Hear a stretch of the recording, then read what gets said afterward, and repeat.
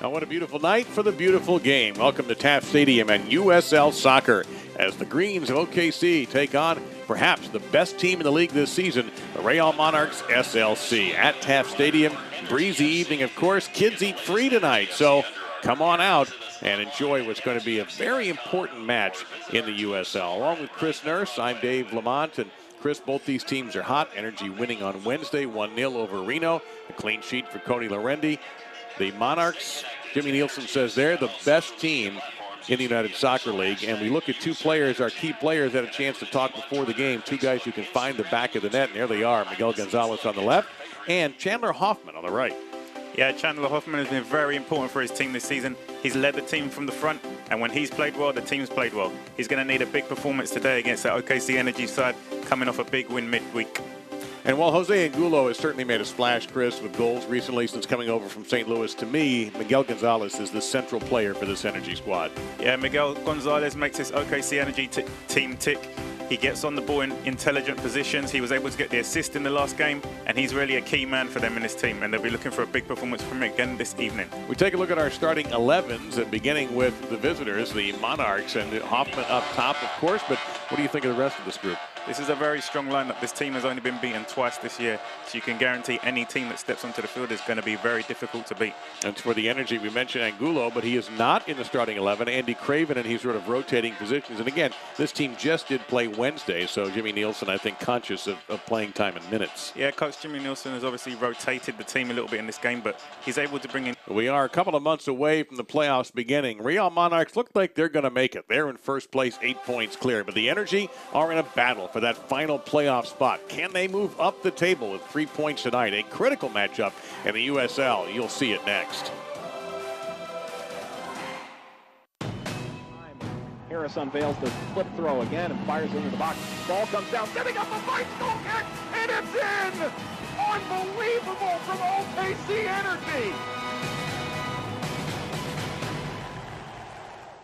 Your banking needs are personal, none more so than your personal checking. FFB has a checking solution for you. Like FFB's Debit Card Rewards, which earns you points with every debit card purchase. Points for travel, hotels, restaurants, or merchandise from your favorite stores. And as always, you'll enjoy FFB checking perks like mobile deposit, online bill pay, and free ATMs worldwide. That's a lot of punch packed into a little plastic. Visit ffb.com/rewards for more today.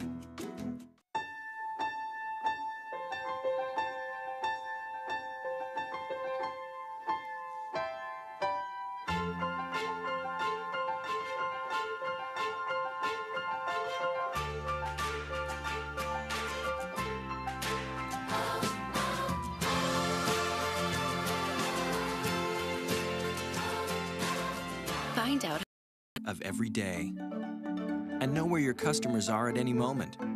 See what your employees are doing or tell if your windows and doors are secure. And what if you could do all that from anywhere? Introducing Cox Business Security with Harris unveils the flip throw again and fires into the box. Ball comes down, setting up a bicycle kick, and it's in! Unbelievable from OKC Energy!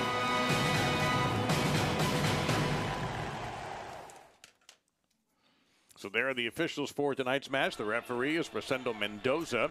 Brandon Query and Matthew Corrigan are the assistants, and the fourth official is Benjamin Moore. We take a look at there. You see the OKC captain, Cody Lorendi, on the red tonight. And the kits, the white and green for OKC, and the blue with the yellow stripes for the Real Monarchs. Big match for both sides, particularly for OKC. The Monarchs had a 0-0 draw with Tulsa in their last game, ending a 10-game winning streak. But they are unbeaten in their last 5. They have beaten the Energy once already this season, 3-1.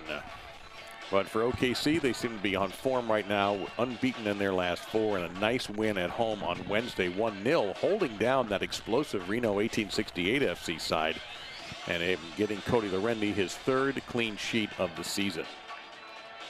Conditions look to be absolutely ideal tonight for the players at Taft. Good crowd on hand and more coming through the turnstiles. And when you get a chance, you get a crack at the top team in your conference, in your building. And what an opportunity this is for the Energy.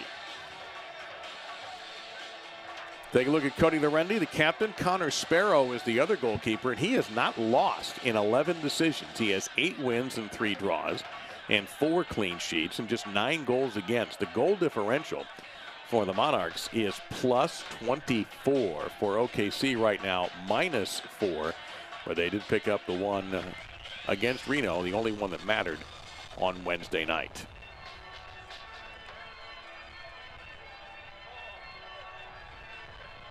Take a good look inside that huddle.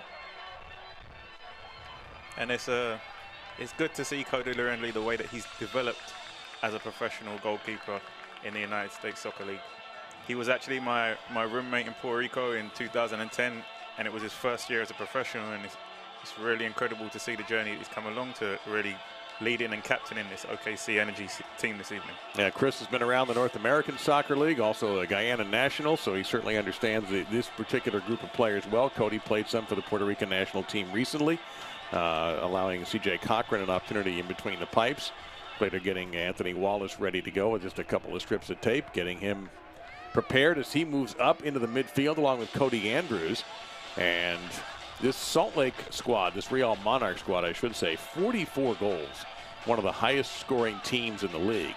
And as you often get in Oklahoma City, it is a breezy evening.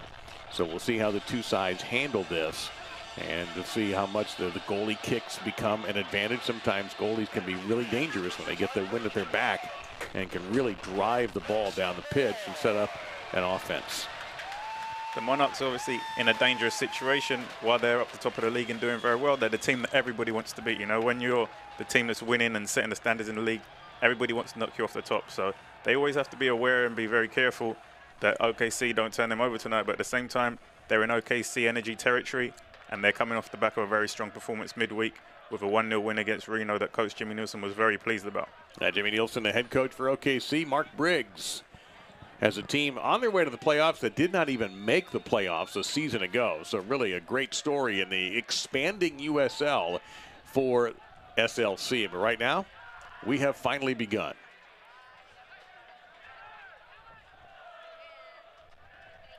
And an early attack here for the Monarchs, and speed is their game. And talking to Jimmy Nielsen during the week, he mentioned how important transition is going to be, how quickly that the Monarchs are able to get back when you attack them. That ball and miscommunication they're going through. So when OKC has a chance in transition, and now we get a very good look at the flags, and you can see that in the first half, the wind will be against the Greens. And Lorendi's got a strong leg, but we'll see if he makes any adjustment here, try to get this kick a little lower than he might. And he does indeed go a little bit lower. Flicked back into play beautifully by Alex Dixon, and they try to attack to Gonzalez. Yeah, you can see it's a very windy night, and the wind's going to play an important role in this game. And it often turns out that the game turns out to be a game of two halves, where one half you may end up defending a lot against the wind, and the other half you may end up attacking a lot with the wind. So it's going to be very influential for the experienced players in these teams to really take control of their teams and manage the circumstances and take advantage when they have the wind behind them. And that is a stiff breeze. And that's fairly close to the level of where the players are at, too. So you get a very good idea of what's going to happen on a kick like that for Lorendi's. And you can see, didn't even make it to midfield, and he normally is able to clear midfield fairly easily. So the wind is a factor tonight. Yeah, and it's going to play a big part in the passing on the field. You know, some of those longer passes, through balls with the wind behind you, obviously the ball's going to travel a little bit faster and a little bit further. And obviously when it's against you, the ball's going to hold up in the wind on the field. So it's going to be a little bit more difficult for the players to measure the weight and the distance on their passes. So early pressure from the visitors from Salt Lake City. And they have a couple of players down from the parent club as well. And generally the rule on that around the USL, if you see a smaller number, say single digits or something below 40 or 35, like Schmidt right there, that is a player who's on loan for the evening from the parent club. USL kind of a combination of a very high second division level, also a developmental league for a lot of young players. So you do have a little bit of both, the best of both worlds with these sides, and the Monarchs certainly proving that this season. Interception here. This is the transition that OKC talked about. This is Alex Dixon, wide. That looked almost like a handball off of the trip. Dixon with some service inside. A little bit too high and hard for Gonzalez. Wallace will trap back to Gonzalez. Inside the 18, looking for Craven.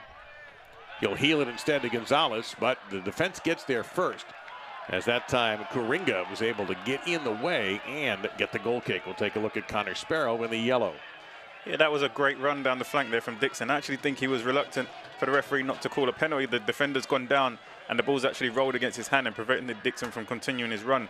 But we know that Dixon has that ability to get the ball at his feet and drive and take people on and create scoring opportunities for his team. Yeah, it was Michael Gallagher who fell, and you could see the ball hit him in the side, maybe the elbow, but the referee had a good look at it, ruled that was just incidental contact.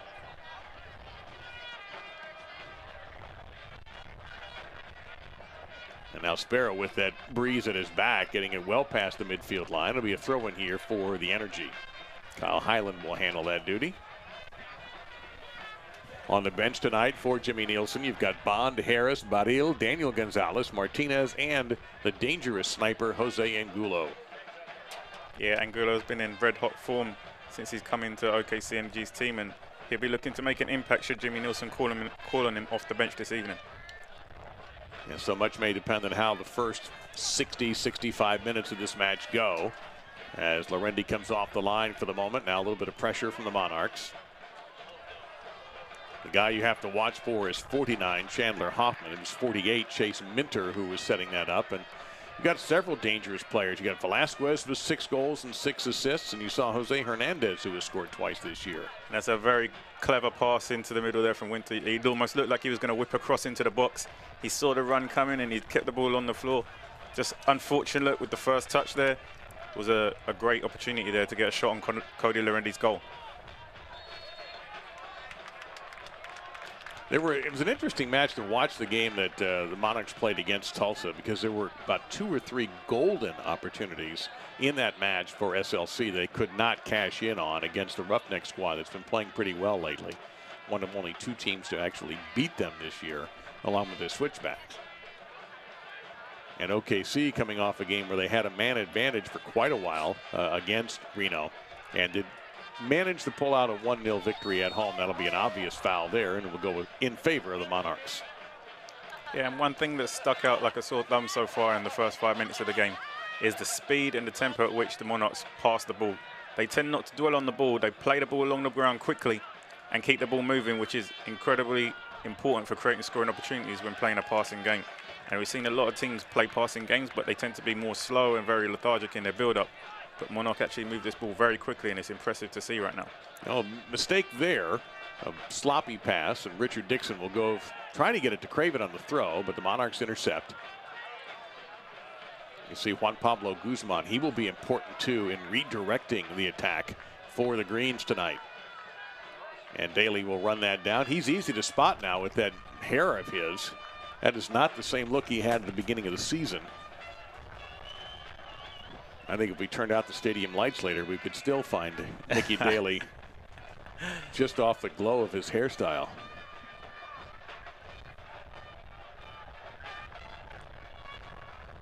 Into that breeze, Craven got a head on it, but he was also double marked by Real Monarchs, and it'll go all the way back to Connor Sparrow. And they'll reset it with Justin Schmidt.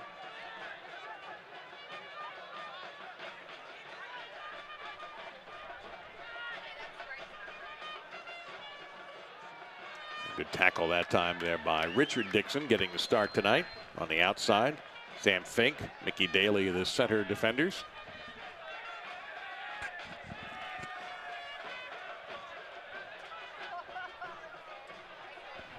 And that's going to be a ruling in favor of OKC's Energy, so Lorendi will get a chance to blast this.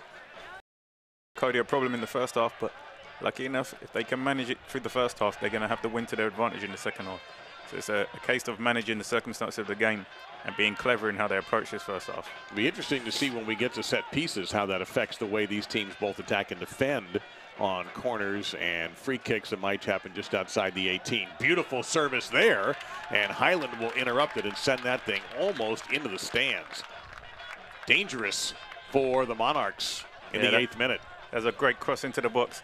The winger took a fantastic first touch. He was just unable to get onto the ball quickly enough to get a shot onto Cody Leonard's goal, but Monarchs dictating the tempo of play right now. Looking very confident and very much looking like a team that's top of the league right now. Yeah, Minter again, looking for Lakawecki now, decides to go and another through ball here. That's Hoffman. He's the man to watch, and it's going to be booted away by Daly. Still in play. And that's going to be a throw-in for OKC. You can stay up to date on all the latest USL news and information from around the league if you tune in to USL Coast to Coast with Mike Watts. That's Mondays at 7 Central on Sirius XM FC Channel 85. Make that 6 Central. Also, don't forget, Sirius XM FC will have the USL Game of the Week. And make sure you check USL Soccer for dates and times. Yeah, we spoke about how much the wind is going to be a key factor in this game. And, you know, it may well be very well the fact that OKC Energy will defend for last parts of this first half. But they're going to have to try and do that without conceding a goal and try to take advantage of the second half having the wind behind them, because we can see it's already creating huge problems for them in this game. Play on, says the referee. There's a shot from distance, and Lorendi is equal to it. Of course, on an artificial surf, those long ones can be dangerous. They skip a bit on an artificial surface, but Lorendi was in position.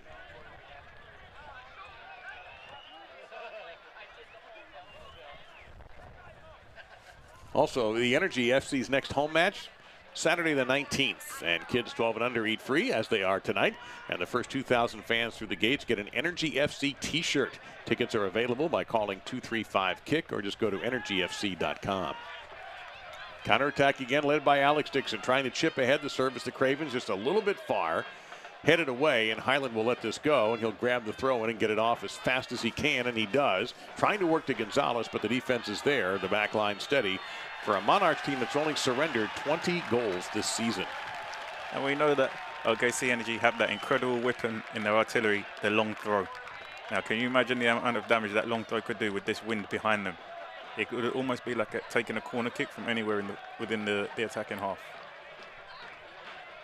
And we're going to have a handball call, it looks like, against the Monarchs from the referee, just by the gestures. Now, this happened a little bit away as we saw the ball get sent down the pitch. And while they're complaining about the call by Mendoza, it's going to be a PK here for Andy Craven and OKC. So a handball ruling in the box. And Oklahoma City has an incredible opportunity as we take a look at the replay and see if Chris can find it. And there is the handball. Yeah, it looks like a tough one. Obviously, you could see we didn't even notice it. It was that subtle, but the referee's obviously seen it's had enough of an impact to call the handball and give the penalty. And here's Craven again. He'll fire, and it's saved by Sparrow, who got a piece of it. Unbelievable, unless he may have missed that wide. I might want to take another peek at this and see if Sparrow got a hand on it or if Craven just hammered it wide, and he must have, because Sparrow has the goal kick. And this is surprising to see because Craven has been absolutely clinical from the penalty spot so far this season. All of his goals have actually come from the penalty spot. He's missed it. And he's put it way wide of the target. At first glance, I thought Sparrow got a hand on that, but Craven just flat missed it. So a gigantic downer as Craven will try to make up for it immediately, attacking aggressively and way out of the line. And Sparrow almost completely out of the box, and that would have been a disaster if he had touched that thing outside the box. He is very fortunate there. Yeah, that was a big opportunity for OKC Energy to take the lead early on in this first half. Obviously, when you're at home, sometimes you get those lucky calls and those advantages, but you have to take advantage of them. And unfortunately, Craven hasn't put this one into the back of the net. And his manager will be livid that he hasn't put that into the back of the net. But now they've got to make sure they don't switch off and go and concede at the other end. Yeah, and this is a beautiful ball ahead to Velasquez. Not just Sparrow, but obviously for everybody on the Monarchs. Not that they've needed a lot of luck this year with a record of 15-2-3. Minter here being marked. Into the box and trying to one-time it was Chandler Hoffman. 13 goals on the year, but he pretty much whiffed on it in an easy pickup for Lorendi. Yeah, this Monarchs team are very impressive to watch. Their fullbacks stretch the field so wide when they're in possession of the ball, creating so much space for players to get on the ball and find the ball in between holes and behind the lines that it makes it very difficult for OKC Energy to defend.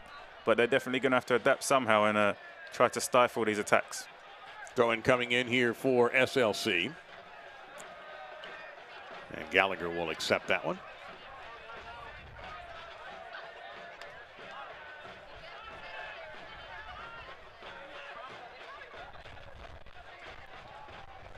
Important for OKC also, Chris, because while they are in 8th place, Orange County has only played 16 matches. They've got, and they are playing tonight. They're 17th, but there's a 4-match differential between the team that's directly behind OKC.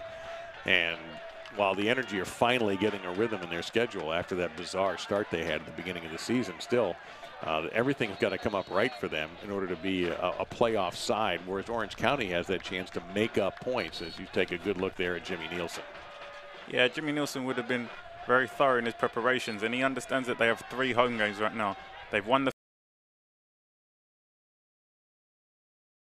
They're going to be trying to get everything they can out of this 3-match home streak that they have.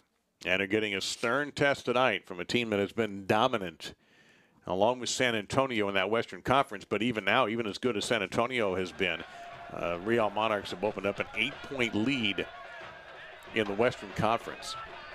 And if we look at this game so far, OKC Energy, despite being probably dominated right now by Monarchs in terms of possession and attacking opportunities created, they could be in the lead 1-0.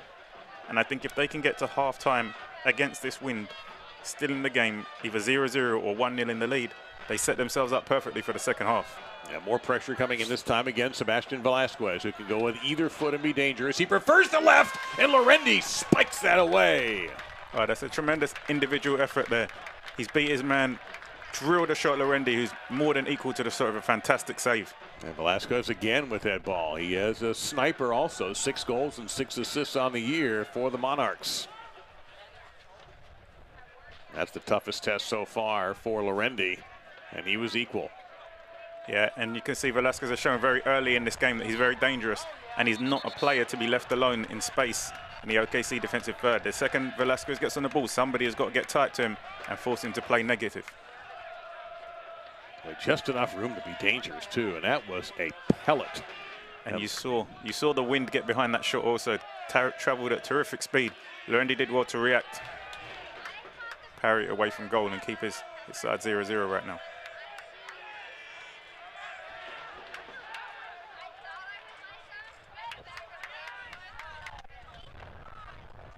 Exchange in the middle of the field between the two sides. And again, you see the wind also making it a little bit difficult to judge ball in the air, a ball in the air, as Coringa just missed the header that time, but I can't necessarily fault him for it given the conditions. Yeah, both teams will want to try and keep the ball on the deck as much as possible. When it goes up in the air, the wind is making it very unpredictable to where.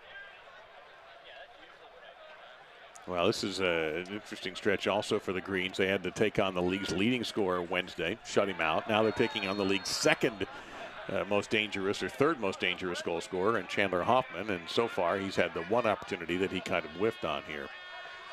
Yeah, you can see OKC Energy, when they're out of possession, they drop all 11 players back behind the ball.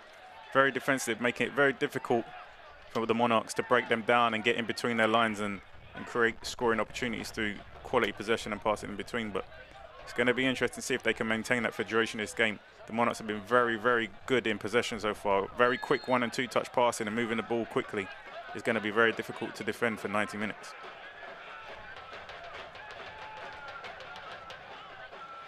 Into the box, headed away off the back line by the Energy defense. Can they get the transition they're looking for? And that will be a handball call against Real Monarchs, and OKC survives a difficult test. Transition is something Jimmy Nielsen talked about as being so important. Trying to counterpunch against a team that he knows has great speed. They must be faster if they can be. Yeah, he knows that the Monarchs possess a lot of speed. Is one of their main tools that they possess as a team, despite being very good in possession. But if they can recover and get all 11 players behind the ball as quickly as they can after turning over attacks, then they have a good chance of stifling those attacks and remaining in this game. Soccer fans, Nike is an official sponsor of the USL, and for more information, all you have to do is go to NikeSoccer.com. 18th minute, 0-0 so far, as OKC has missed a penalty kick, and we've had one direct shot on Cody Lorendi that the OKC goalkeeper was equal to the task, and had a dangerous shot from the left foot of Velasquez. We have not had any corner kicks yet, nor any bookings.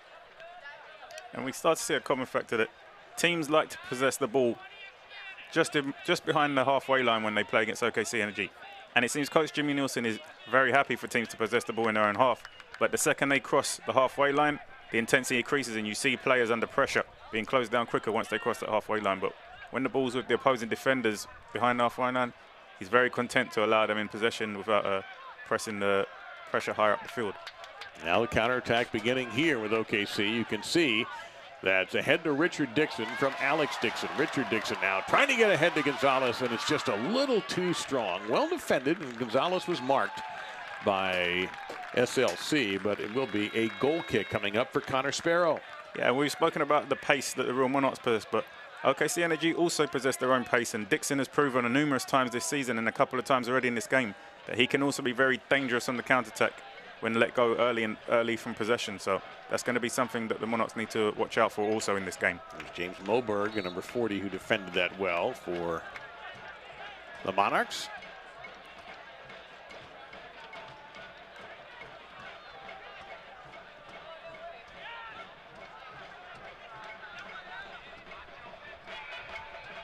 Right in front of Mark Briggs and the SLC bench as the Monarchs try to get organized.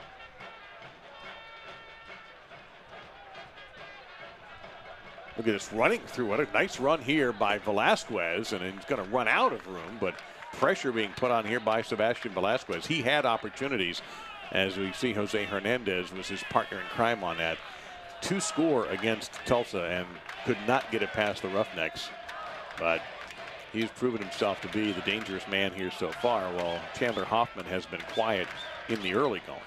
Yeah, we can see Velasquez picks up the ball. He has a change of pace. He's very good at dribbling, but he's also very left foot dominant. And I think something that OKC Energy need to realize is that he's very left foot dominant and try to show him onto his right foot as much as possible and force him to make negative and backwards passes and try to stifle his attacking threat. However, he's been allowed the free rein so far and has been very dangerous for the Monarchs so far.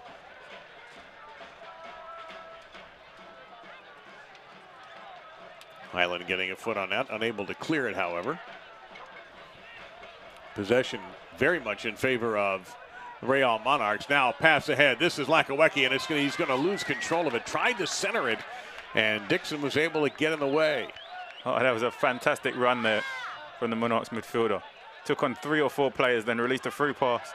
The defender probably should have took a shot on goal rather than trying to square it across the box, and good defending from OKC Energy in the end. Alex Dixon will get it down and just get rid of it. Might have been a miscommunication with Craven.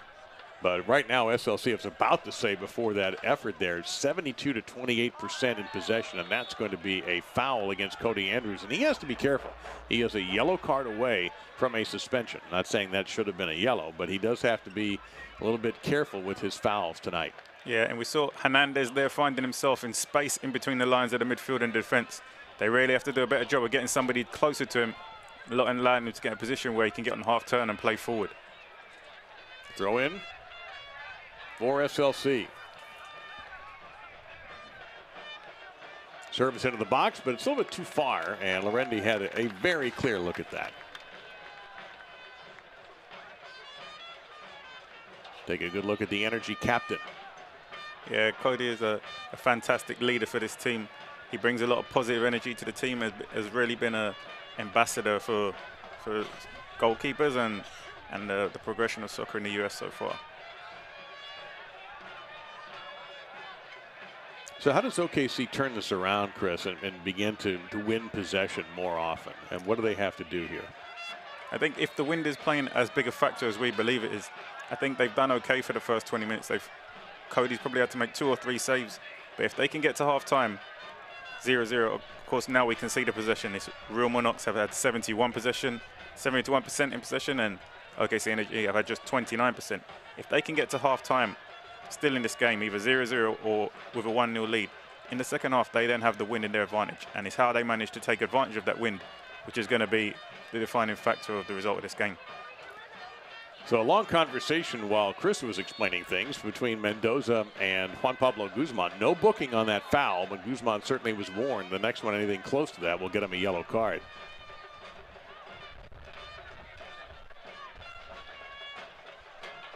From the Monarchs' perspective, it's probably been a little bit frustrating. They've had a couple of good chances, one especially good chance that was saved by Lorendi. Good switch here.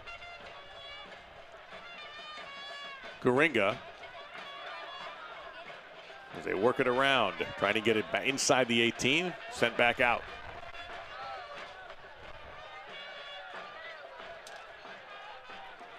Yeah. OKC Energy are just making it very difficult for Real Monarchs to break through them by having so many players back behind the ball. And you can see the frustration when the players get the ball and try to play forward. There's not necessarily clear options as they may have if OKC Energy didn't have so many players behind the ball. So right now their tactics work and they're frustrating a very good side. And Coach Jimmy Nielsen knows they're a very good side, and he's obviously adapted his tactics to try to frustrate them. And so far it's working. 25 minutes and the score's still 0-0, and they're against the win right now. The Energy FC Gold Card is a benefit for season seat members, earning them discounts at several metro area locations like Dunkin' Donuts, iFly Indoor Skydiving, and Lo Almaquena Bakery. To learn more, visit energyfc.com/gold. Little threat here for the Greens. And handled well that time by the Monarchs.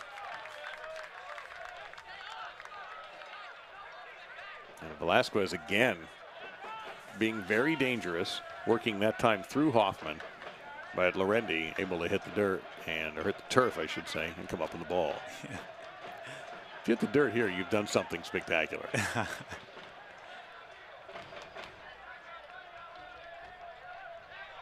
Anthony Wallace, and back to the back line he goes to Mickey Daly. And OKC now beginning to counter a little bit of the possession advantage, but they're going to go long ball here. Craven has got good speed, setting it up. Opportunity here for Dixon. He'll strike and score! What a goal! Beautiful shot, and OKC's on the board. And that's exactly what we're talking about. The possession stats just came up. Real Monarchs had 71% possession. OKC Energy had just 29% possession. But if they're able to counteract, get on the PK. Look, this is a rifle shot of a goal. And we spoke earlier about Dixon being his own threat for OKC in regards to pace. And that's a fantastic first touch, and he just drills that one off the half volley into the top corner. Keeper has no chance. That's a fantastic finish. 5th goal of the season for Alex Dixon. Again, Craven can't go unmentioned in this. He's a very hard-working player up front. And through his hard work, he managed to create a lot of opportunities and knockdowns and scrappy second chances. And again, he's the one who's chased that ball down to create that second ball for Dixon to get that touch and shot on goal. Well, that's a gigantic edge now for Jimmy Nielsen's side. And while SLC has had the possession advantage and maybe better chances, all that matters is what counts on the scoreboard. Yeah, and we spoke about Coach Jimmy Nielsen may not necessarily be concerned about which team is leading possession. If his attack can be that clinical and productive when they go to goal, he's not concerned about that, because at the end of the day, the score right now is 1-0, irrespective of the possession. So in the 26th minute, Dixon, now we have our first corner kick. And we'll see Charlie Adams take it. And again, he'll be with the wind against OKC. This ought to be interesting coming in from the side, how this weather and the wind affects this kick. He'll go low with it, chipped, still in the box, and cleared. Yeah, very clever worked free kick there from Real Monarchs. Caught OKC unaware. I think if he strikes that ball harder, I think he has a better chance of scoring over. He hits it pretty tame shot. Very easy for the defender to clear.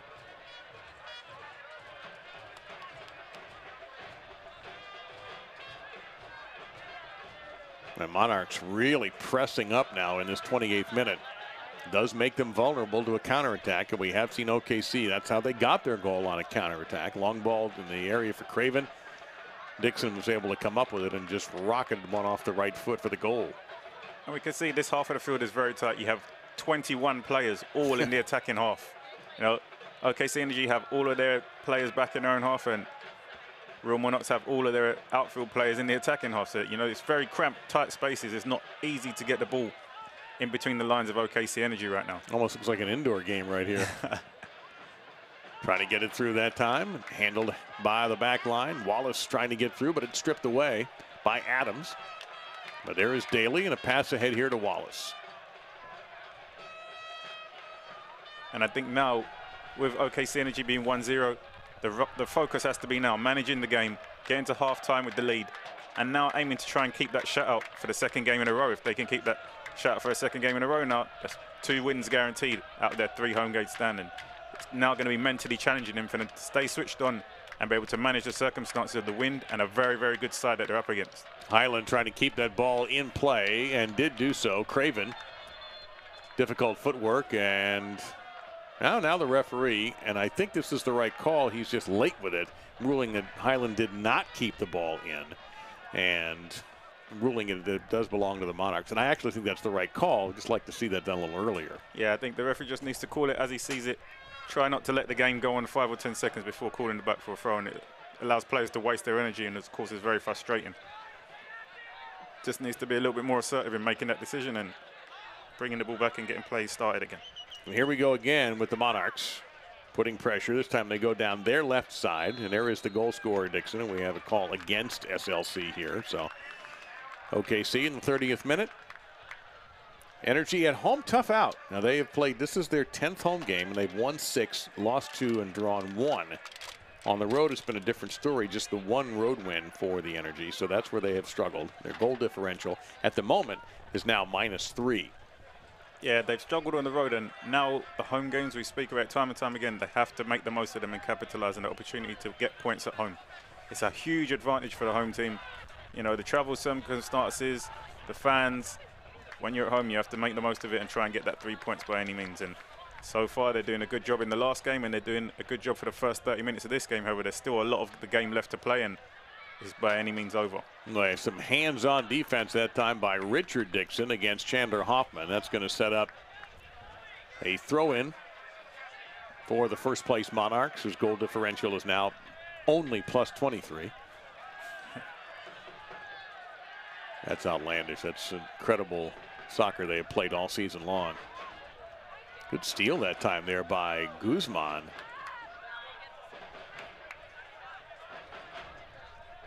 Yep, turned over. Oh, and that's an obvious foul there by Alex Dixon. He might even get a booking for that. Yeah, I think the referee will be. Yep, he did. He got a yellow card, but this is exactly what OKC Energy do not need at this stage of the game. They're just taking the lead. Just be smart with it. There's no need to take risks at the back when you're against the wind in this situation. Just clear the ball up the field if there's no other option. Now you're giving Real Monarchs a very, very good opportunity now to put a good set piece into the box, either a strike on goal or deliver a dangerous ball into the box with the wind behind them. And this is a clear yellow. I mean, you grab a guy like that, you're going to get it every time. And that is the call made by the referee Mendoza. Now it will be Chase Minter. I guess he's got some options here, Chris. He could go right at Lorendi if he wanted to. Yeah, he could try to bend that round Lorendi, or he could deliver this into the box. You can see they've sent their big players up. He'll go for service instead. Headed away. Highland got there first. Throw-in coming up for the Monarchs. Yeah, the attack isn't over yet. You know, they still have a throw-in in a dangerous area. They need to stay switched on and concentrate and make sure they don't allow any scoring opportunities from this possession of play that Real Monarchs have right now. And Coringa with the throw-in, and once again, he'll get another chance.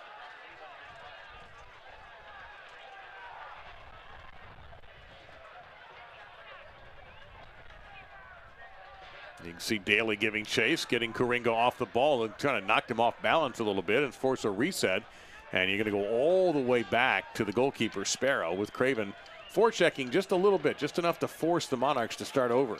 Yeah, OKC Energy will be very happy to see that period of attacking come to nothing there, and they have to restart from the keeper. But that area of the field there, you're not asking your defenders to take on people and nutmeg players in that part of the field. You want them to be good defenders, and sometimes being a good defender just means that you need to clear the ball sometimes.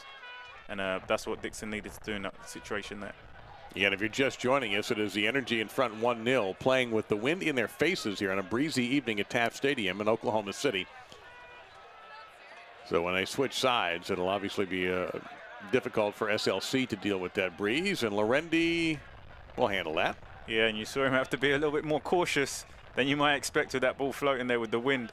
Just getting hold of the ball there, taking his time, being responsible with it, and trying to get through the last 12 minutes of this half in the lead and going at halftime and give Jimmy Nielsen a good halftime speech to try and encourage them to get on and get the win in the second half.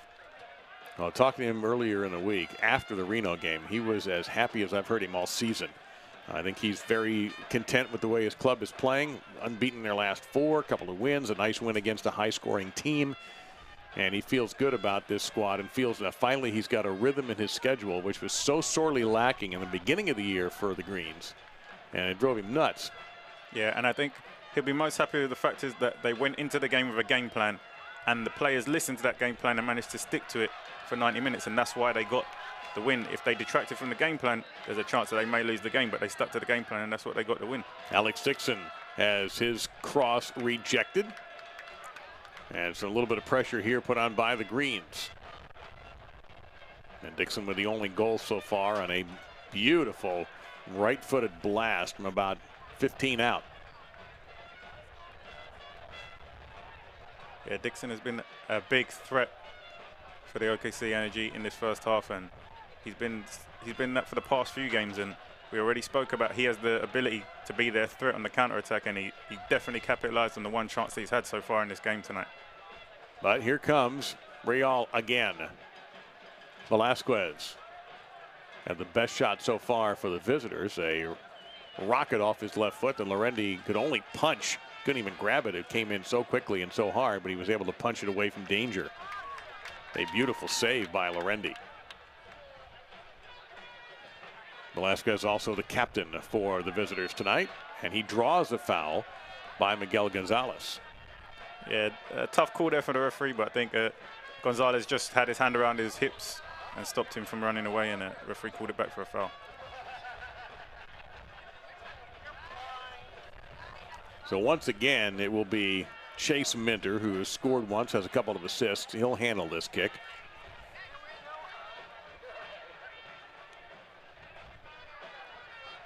He won't have that wind at his back much longer. Yeah, we know anything that's too high is going to get caught up in the wind, so he has to kind of keep this ball driven around head height, and the wind's obviously going to carry it a little bit more, but it gives his defenders a chance to get onto the end of the ball.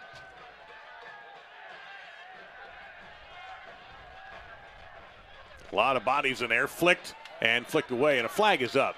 So cancel all of the hostilities. Fans, the USL has become one of the most prominent second division professional leagues in the world. Some of the game's top talent and rising stars on display. You can stay up to date with all the latest league news and information if you go to uslsoccer.com or do what we do and follow them on Twitter @USL. Along with Chris Nurse, Dave Lamont, 1-0 Oklahoma City's Energy over the Real Monarchs, the top team in the West and maybe the top team in the entire league. There's certainly a playoff outside. The Energy right now in 8th place, and that's the minimum entry to get into the playoffs. Top 8 in each conference go. Yeah, I think right now, so far in this game, we're seeing a very disciplined and organized performance from OKC Energy. And I think that's what's given them good stead to take the lead so far in this game. And they need to make sure they stick to the game plan and don't get distracted and get caught up in the circumstances of the game. And they have a good chance of progressing this league table for the remainder of the season and really making a push for the playoffs. Because this is a consistent thing that we saw last game, and we're seeing it again this evening. And now an opportunity here, as with the Badil on the bench not starting, Guzman looks like he'll be handling these kicks.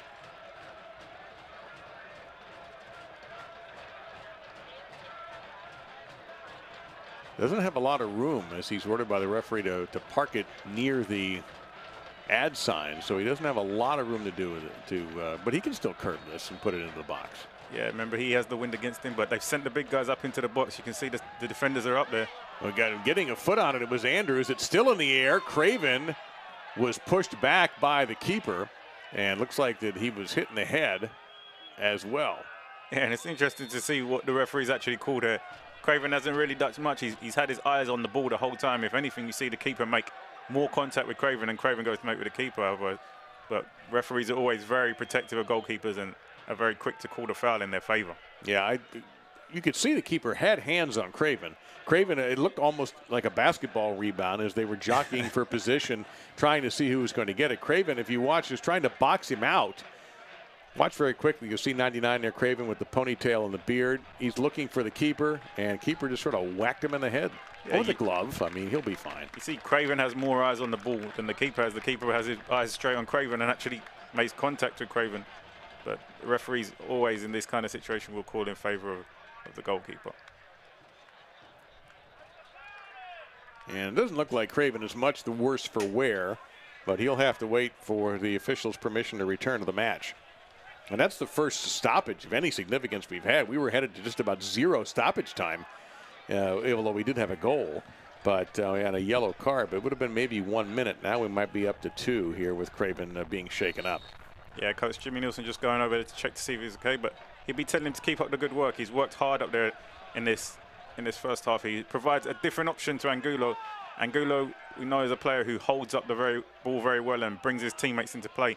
Craven is more of a workhorse up front for the OKC, and he's led them again well today. Despite missing the penalty, he gave them that opportunity for them to take the lead by chasing that ball and creating the second ball opportunity for Dixon. And they're going to need him to stay on his toes to lead them to this second half. He is back on the pitch as we thought he would be, and we're seeing quite a lot of action in the air here at the moment. And now Wallace will try to switch to Highland. Highland, good positioning that time to take control. And back to Daly. 40th minute of this Western Conference tilt. As you said, not much stoppage time. 5 minutes to half time. That's a hospital ball he's giving him there. And he's actually lucky that the player going in for the tackles come out worse off than the one who's going to receive an end. But that's a terrible, terrible, terrible pass. He set his teammate up to get hurt in that situation there. Can't get a good look at who is injured, and it's the right leg. And there we get a much better look at it there. That is number 53, Michael Gallagher, who is shaken up. Yeah, and you see Daly is actually at a disadvantage there because Gallagher has the momentum running and chasing the ball down at tempo with momentum behind him, but he actually ends up coming off worse in that tackle. And Gallagher's hurting just a little bit on this one, no question. And you're tackling on turf, not on grass. So scraping is one thing, but he might have come down hard on that knee. Because you can see his other knee's got a little bit of scrape on it already. But it's the right leg that is being tended to at the moment by the trainer. We call that pass a suicide pass because it's left with just enough movement on the ball that both players are going to go in a 50-50, and you're almost setting your teammate up to go in for a 50-50 tackle there. It's anybody's luck who wins it. Well, they're going to sub him out. He is not going to be able to continue. You see the trainer making the motion for substitution. So Michael Gallagher is out of this match. And it could have very easily been Daly on the receiving end of that tackle who comes off worse. While we await the substitution, we'll remind you about the Energy FC Gold Card, a benefit for season seat members. It earns them discounts at several metro area locations like Dental Works, Central State Beauty and Wellness College, iCakes, Gourmet Cakes and Desserts, and Supermercado Morelos. To learn more, visit energyfc.com/gold. Unfortunate for Michael Gallagher that he will not be able to continue, so we'll see what Mark Briggs's decision is on substitution. Yeah, and I'm not quite sure why he's limping off the field. I'd imagine they'd have brought a stretcher. When he's in this kind of condition, this kind of injury, I don't really think he should be walking on that knee. He should probably be getting stretchered off, but he seems to be in a lot of pain. Yeah, very uncomfortable and a long walk, too, from one end to the other. Let's go back, Chris, and visit the goal. Yeah, we spoke about Craven, how he works hard and chases those causes. He creates opportunity, and bang, Dixon buries it into the top corner on the half volley. The keeper has no chance of saving that. I don't know too many keepers that could have even gotten a fingernail on that. That was from close in like that. That was absolutely crushed.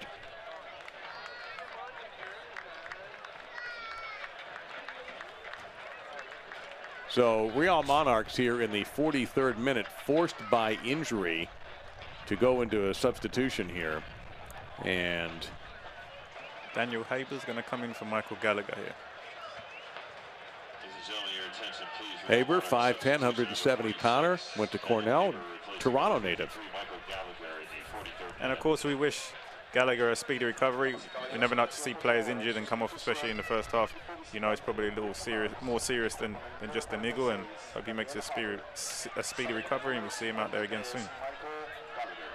Now OKC with a little bit of pressure, forcing the Monarchs into a defensive posture, which we have not seen much of in this half.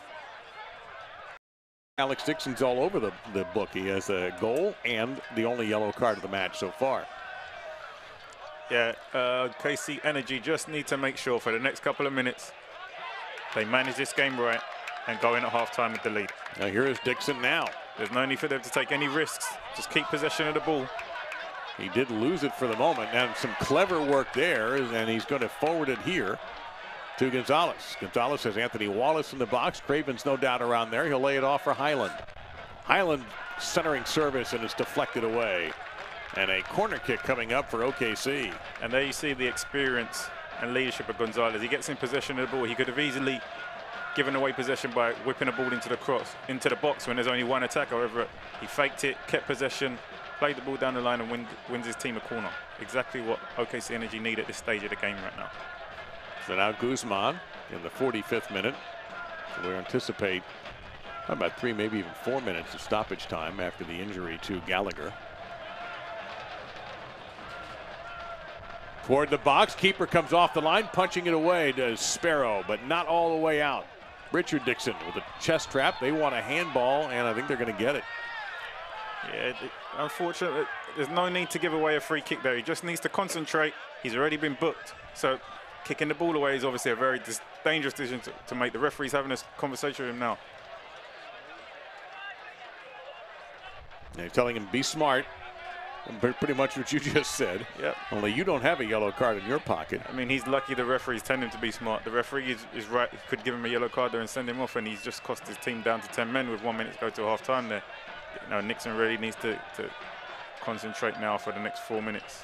And that's exactly the amount of stoppage time we have remaining here, as the Monarchs putting some pressure on Highland, and now Highland comes up limping a little bit. Don't know if he got stepped on. And may have gotten, you know, that little thing we used to do when you were a kid in junior high. You give somebody a flat tire, you step up behind him and step on the back of their shoe. I mean, I saw it done, Chris. I didn't do any of those. And I don't know if that's what happened to Highland, but it looks like he's going to be okay. Yeah, and he's pointing out to the linesman. The linesman was right there and saw what happened, and he didn't call anything. A little bit frustrated, but he needs to remain calm and focused for these next 3 minutes. Ensure that OKC Energy get into halftime with the 1-0 lead. Yeah, this is such a fantastic opportunity for the Greens. You would hate to see them give it away in the last couple of minutes here. Leading the top team in your conference by a goal, and having played, as you mentioned many times, Chris, a very tactically sound first 45 minutes, now plus 45. And I'm sure there's nobody more nervous in the state of Oklahoma right now than Jimmy Nielsen. I think Jimmy Nielsen would be quite calm. You know, he would have prepared his team through the week, and they've adhered to the game plan. I think if they started to distract from the game plan, that's when he may be very nervous. But they've adhered to the game plan, and they've got the 1-0 lead so far as a result of it. And he would just be asking them to do more of the same in the second half. See, I'm more of a pessimist than you are. There was a great coach in the NBA. You probably heard of Chuck Daly, who coached the first Dream Team in 1992, won titles with the Detroit Pistons, and his mantra was never trust happiness. Yeah. So I think coaching does that to people. I mean, Coach Jimmy Nielsen is an ex-player. So, you know, he wants to win. He's not just about developing players and just competing in games. He wants his team to be a winning team, and he knows that at this stage of the season it's about results more than performance, and they need to pick up points to challenge for that final playoff place. You know, performances aren't going to do it. They need to get points and performance, and so far they're doing the necessary to get points. More pressure, however, coming from the visitors. A little less than 2 minutes remaining, approximately, with the stoppage time put on by our referee. Cleared, but not completely out of the 18. Look out here, and there's a shot. But a lot of feet around that, as Lakawecki was able to get under that, but not any threat to Lorendi. In fact, Cody Lorendi won't be in any hurry to get this ball back into play. He'll be hitting it way upfield and try to see out this last minute of the half. And he got that one well down the field, and we see a OKC player grabbing his head. Couldn't get a clear view of who it was, but the collision there, no call by the official. We play on. And that ball will belong to the Monarchs on the throw-in, and they move it quickly. Centering, this is dangerous here, but Daly is equal to the task. Yeah, that's good defending there from Daly. He's got his body position in the right area to be able to cut off the man and get the shot in on goal. Got to watch out here for Velasquez, though, and there is Daly once again, just getting in the way. However, in the waning seconds of this half, we'll have a set piece and a corner kick coming up. 60 seconds to go to halftime. And you see Velasquez weaving his way again in between defenders, and you almost believe that the referee might call a PK when you see the defender swing his leg out there. Fortunately, Velasquez stayed on his feet. I think had he gone to ground, he would have given the referee a big decision to make. And now a left-footed in-swinger coming up here from Adams. Look at all the bodies piled around the goal. Flandy, just too far. The header is missed. I wouldn't be shocked if about the time Lorendi makes contact with this ball, we'll get the whistle. Yeah, that's about all of the extra time now. I think the referee will blow any second. And OKC Energy, good first half all in all.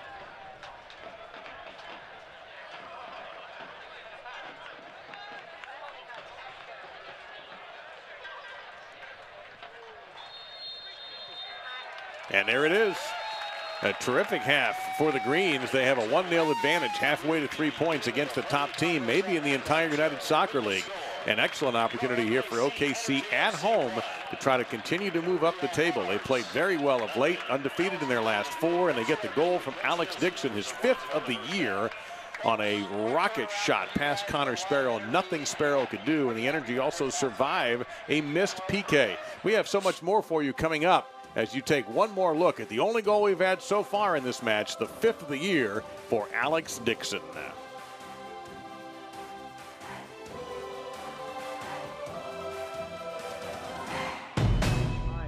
Harris unveils the flip throw again and fires into the box. Ball comes down, setting up a fight, goal kick, and it's in! Unbelievable from OKC Energy!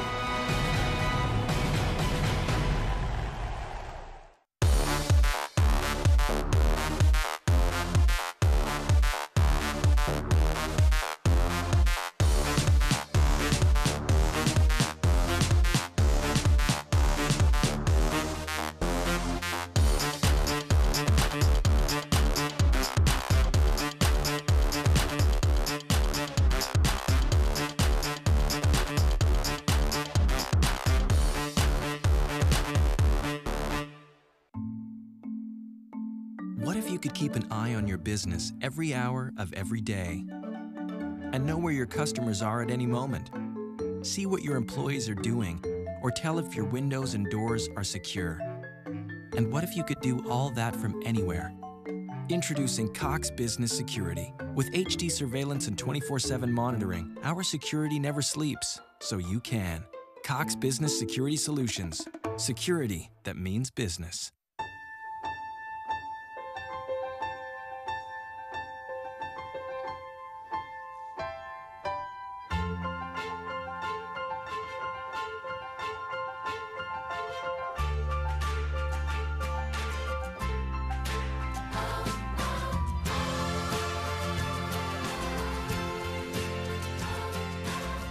Find out how a Mercy doctor can take care of you. At Mercy, your life is our life's work. Harris unveils the flip throw again and fires into the box. Ball comes down, setting up a fight, goal kick, and it's in! Unbelievable from OKC Energy!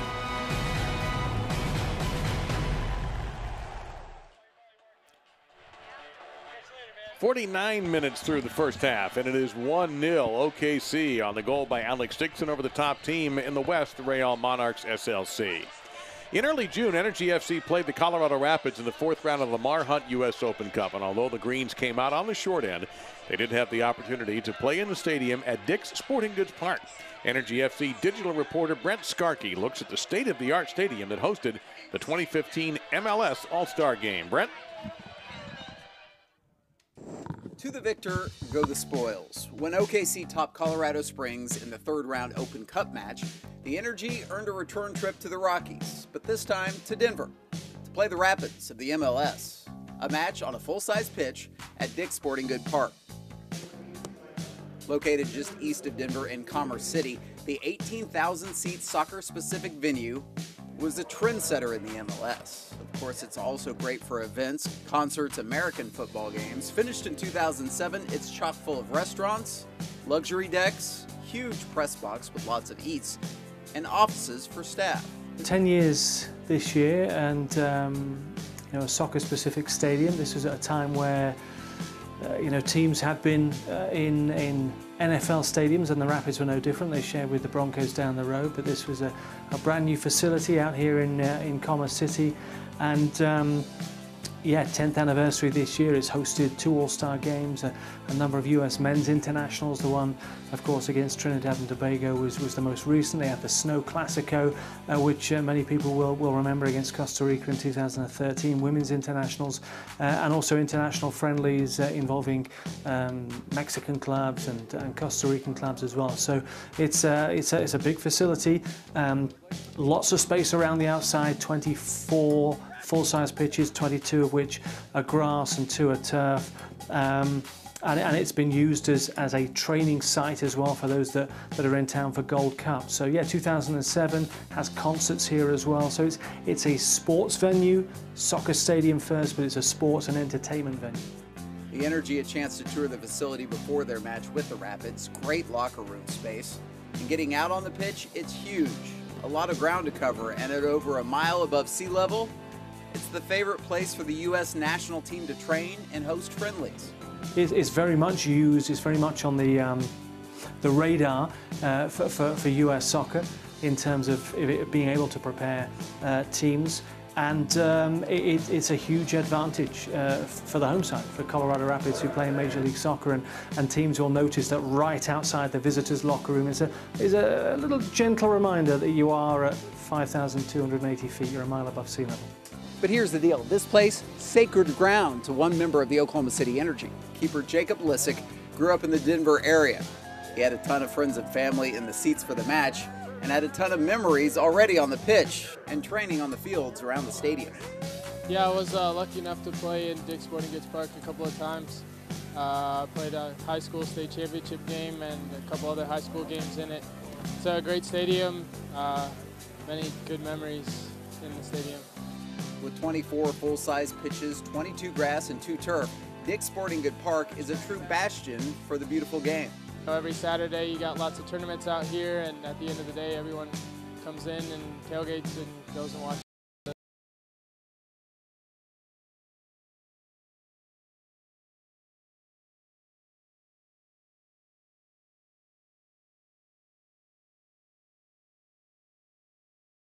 Colorado. So it really is kind of the soccer mecca of Colorado, and it's become that since opening in 2007. The youth scene is very, very healthy, but prior to that, like with most of the teams in Major League Soccer, they never quite had a home, they never quite had somewhere to call their own, and this has been the Rapids' home since 2007. So as the Energy continue to head down the path to the MLS, their friends to the northwest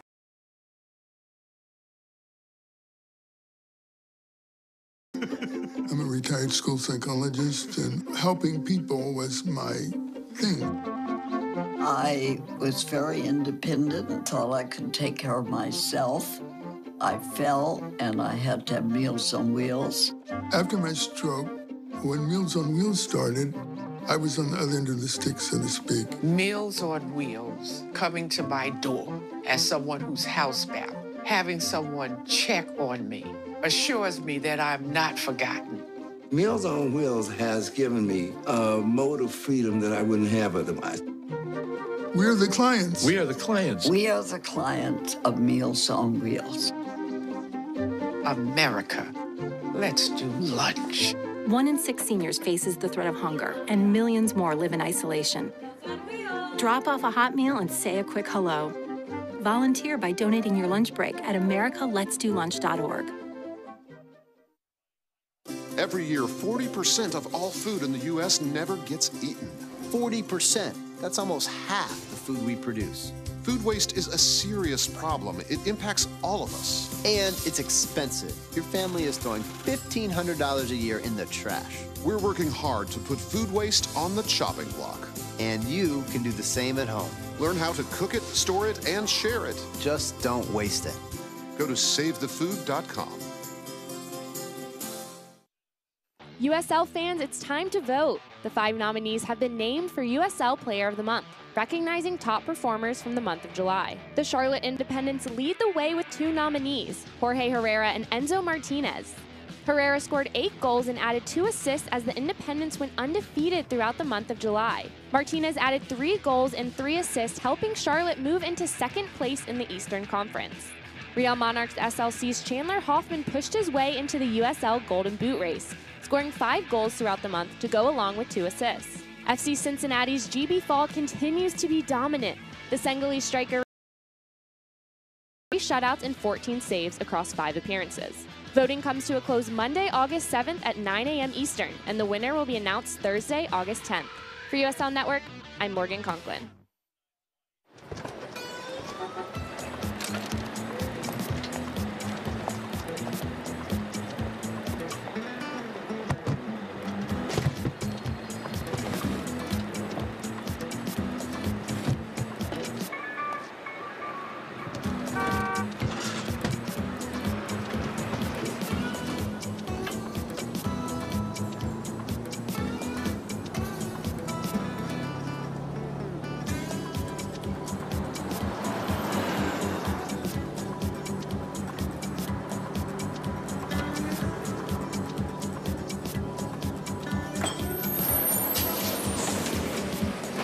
It's a short ride from your neighborhood to your naturehood.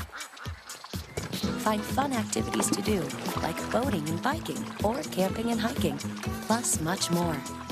To find a neighborhood park or green space near you, visit discovertheforest.org. They said I have troll teeth. That my voice sounded like a possessed baby doll. That no one would ever love someone as stupid as me. That I was fat, ugly. Disgusting. The effect of bullying is potent. We will no longer be the silent majority. Now, when you see online bullying, there's something you can do about it. We're gonna take action with the I. I am a witness. I am a witness. I am a witness. I am a witness. I am a witness, and so are you.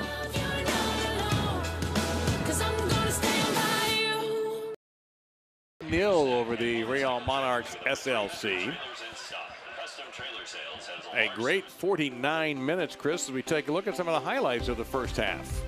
Yeah, we know that Real Monarchs outpossessed OKC Energy immensely in that first half. However, the one main stat that matters is goals scored at the end of the day, and right now it's OKC Energy 1, Real Monarchs 0.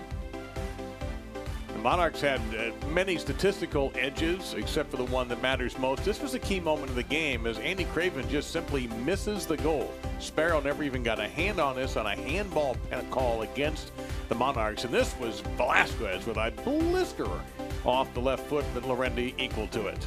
Yeah, it's a fantastic shot from outside the box, but that's really all the Real Monarchs have been able to produce in this first half is shots from distance, and Cody Lorendi has been equal to all of them, keeping his team with a clean sheet right now. And in talking with Jimmy Nielsen during the week, one thing he was looking for was his ability for his team to counter-attack, as we're going to see Velasquez again being very dangerous as he does so often.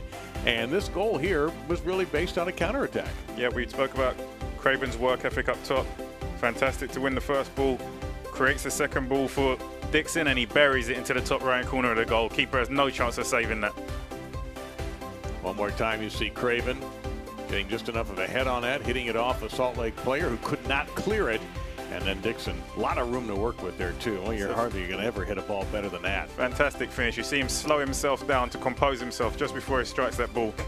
See Craven keep the ball alive, takes the touch, slows himself down, buries it. Fantastic finish. His 5th goal of the season. He also drew a yellow card caution a few minutes after that, in the 31st minute, that goal in the 26th minute, and the missed PK by Craven in the 11th. There was one substitution made by the Monarchs due to injury. Michael Gallagher was replaced in the 43rd minute by Daniel Haber. We take a look there at some of the goodies available for fans. If you like to get your own greens, you can get the same kits they're wearing tonight, as a matter of fact, or maybe even go to the team's website, and you too could have that for yourself. Second half is going to be coming up. We have a lot to look forward here to. Can the Greens pick up 3 more and make it 5 in a row unbeaten against one of the top teams in the entire USL? Harris unveils the flip throw again and fires into the box. Ball comes down, setting up a fight, goal kick, and it's in! Unbelievable from OKC Energy!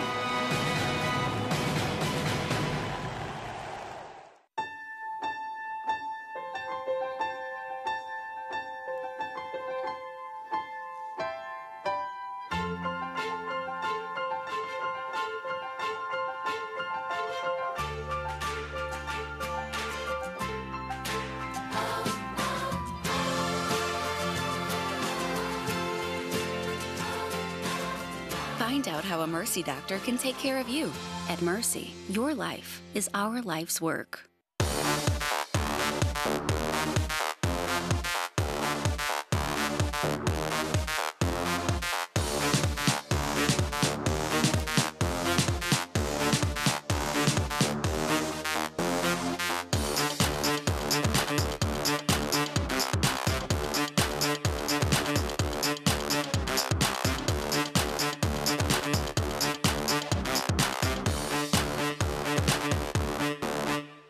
Your banking needs are personal, none more so than your personal checking. FFB has a checking solution for you. Like FFB's Debit Card Rewards, which earns you points with every debit card purchase. Points for travel, hotels, restaurants, or merchandise from your favorite stores. And as always, you'll enjoy FFB checking perks like mobile deposit, online bill pay, and free ATMs worldwide. That's a lot of punch packed into a little plastic. Visit ffb.com/rewards for more today. Harris unveils the flip throw again and fires into the box. Ball comes down, setting up a bicycle kick, and it's in! Unbelievable from OKC Energy!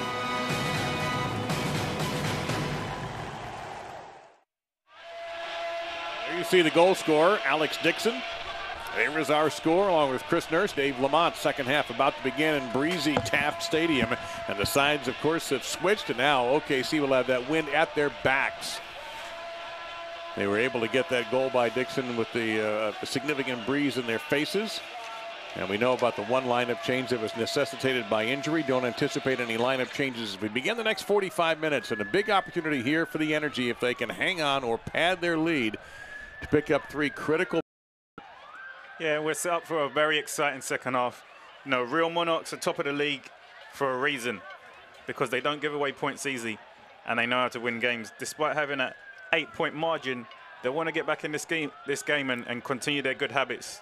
This isn't the stage of the season now where they want to get in the habit of losing games and conceding goals. You know, their coach will ask for a big second half performance for them and see if they can pull back this away win, while Coach Jimmy Nielsen will ask his team to stick to the game plan that they have while trying to capitalize on having this wind advantage behind them for the second half. 60-40 was the halftime story on possession. Just the one caution card. Corner kicks favoring the Monarchs 2-1. The Dixon goal, the difference in this one. Again, Chandler Hoffman coming in this match with 13 goals and 5 assists for the Monarchs. Did not really get a clean shot, although he certainly is a dangerous player and hovering around that box. And really, Sebastian Velasquez was the player who looked to be the most dangerous for Real Monarchs. Yeah, he's very dangerous at left foot. He has a change of pace, good dribbling, able to beat defenders with ease. They just have to keep an eye on him and not allow him too many scoring opportunities or the chance to put through too many assists to allow Real Monarchs to get scoring opportunities. So it doesn't. We have no word on any changes made at halftime. 2 substitutions left for the Monarchs, all 3 for Jimmy Nielsen and the Greens. Good crowd on hand at Taft. Already over 1 million in USL attendance this season, and we got a long way to go yet. A couple of months in the regular season, which continues until October. And you can already see how the wind is having an effect on Real Monarchs' passing game. The passes are holding up on a little bit. They're not as smooth as they were in the first half, not as fluent. And now it's up to OKC Energy to take advantage of this and make sure they capitalize on the opportunities with the wind behind them. And a call against the Monarchs. You take a good look there at Juan Pablo Guzman. Now in the starting 11 for Jimmy Nielsen tonight, Andy Craven got the nod instead of Jose Angulo, who's played so very well since coming over from St. Louis. But Angulo is available tonight, should he be needed. Yeah, early in the second half here, and we can see passes getting a little bit overhit. It's just going to take them a couple minutes to adjust to having the wind behind their back and figure out a style of play that's going to allow them to make the most of it. Get a good look there at Coringa. Back over to 48 Minter. Schmidt also plays with the MLS. Real Salt Lake side. Trying to work down. There's a lot of green, though, around there. That's something we saw in the first half, Chris. And you're right, the tactic. When they had the wind behind them, they could have obviously adapted a more longer passing game. Having been forced with a strong wind against them to play short passes, it may actually end up suiting them more the second half than the first half. And we have a Monarchs player shaken up. That is Hernandez who's down. And he'll walk off whatever ails him.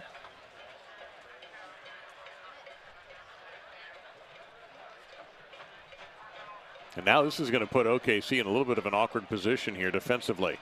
Yeah, it's very early in the second half, and the last thing they want to do is concede early off in the second half. They want to make sure, at least for the first 10-15 minutes, they keep the scoring opportunities for Real Monarchs to a minimum and ready to get off to a good start in the second half. You've got a righty and a lefty poised here. Lorendi should have good vision should they go over the wall and try to attack him. They'll go lefty, Lorendi, and watch it go wide. Yeah, Cody's just watched that one driven past the post. Not really caused him any threat there. He'll be happy to see that one go wide of the goal. Yeah, it was Adams who was lined up along with Minter, and Adams took the lefty, but it was wide right of the goal, that is, of the right of Lorendi. And we know that he has a good set-piece kick. He has a good goal kick. He's got the wind behind him. There you go. You can see reaching much further in the second half than he was able to in the first half. That's about a 15-yard difference. He could barely get it over the midfield stripe. And now you're going to see Real Monarchs are going to have the opposite problem. They'll either play out short from the back, but OKC are causing them an issue with that because they're pressing high up the field to begin with here. So they're going to go along with the long goal kick, and you're going to see the wind hold the ball up there, causing them a big issue. And you may be able to hear the wind in our microphones as well, getting an idea of just how breezy it is at Taft tonight. That's still a pretty good kick from Sparrow, though, to get it to there. Yeah, he's done well. Yep, Highland will just blast it down the other end. He's got Craven down there to chase, but it will come into the hands of the goalkeeper, Connor Sparrow. Yeah, and that's one thing OKC Energy will want to be careful of, is overhitting passes and ultimately just giving the ball back to Real Monarchs to mount attack after attack. When they do get the ball, they're actually going to want to try to maintain some possession. Otherwise, they're going to spend the whole of this second half defending, and I'm sure that's not what Coach Jimmy Nielsen has asked of them. Switch here now to go down that left-hand side. Just too much to handle there on the hop. And turned over in favor. Richard Dixon will throw it for the Energy. Yeah, difficult bounce there off the turf. Was unable to get the ball under control, but neither team really have got the ball down and strung passes together so far in the first 5 minutes of this second half. And be interested to see who takes control of the game early on here. That foul and that reaction may result in some additional discipline here. And that's going to be a yellow card against Richard Dixon. And I don't know whether it was the foul, Chris, or his reaction to the call that got him the yellow. I don't think the foul actually deserved a yellow card. It looked initially like it may have been studs up. However, when you watch it back on the replay, it wasn't actually studs up. He's made a fair, honest attempt to go for the ball, and the referee's pulled him back there. So both Alex and Richard Dixon have yellows, Chris, and that's, yeah, look at that again. Yeah. It doesn't look that bad. I think he's right to be frustrated with the referee's decision in that circumstance. The referee is Rosendo Mendoza. He's aided tonight by Brandon Query. Matthew Corrigan, on the fourth official is Benjamin Moore.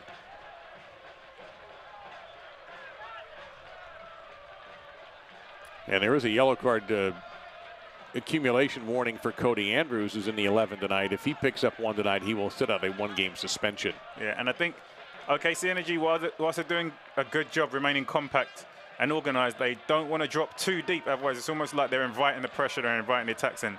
While they might be able to stifle a fair few, it's only going to be inevitable that one will eventually break the line. So whilst they want to remain organized and defensive, they want to make sure that they try to attack and capitalize on their own opportunities. Can Craven chase that down? He tried. And you can see the difference there also even on the throw-ins. Yeah, and that's the work rate that Craven gives you. That essentially goes back off the line for a goal kick. He's now stopped it, so they now have a throw-on in the defensive third, which is obviously much more difficult to get distance up the field from a throw-in than it is from a goal kick. And that's what Craven gives you with his work rate up top.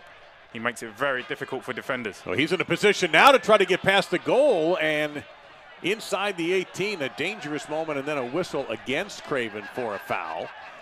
But, boy, that was some surprisingly sloppy play from the leaders in the Western Conference. Yep. No, this wind has a big factor in the game, and it's definitely something that you have to take into consideration when managing the second half. And you can see the ball hang up there as Highland was able to step in front of a Monarchs player and head that ball down the pitch.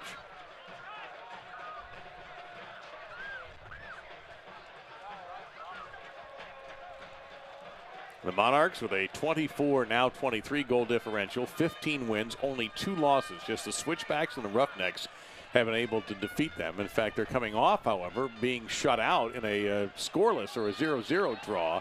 Oh, and this is going to be a difficult one. Dixon has to be careful with his reactions again because he's reacting to the call by the official.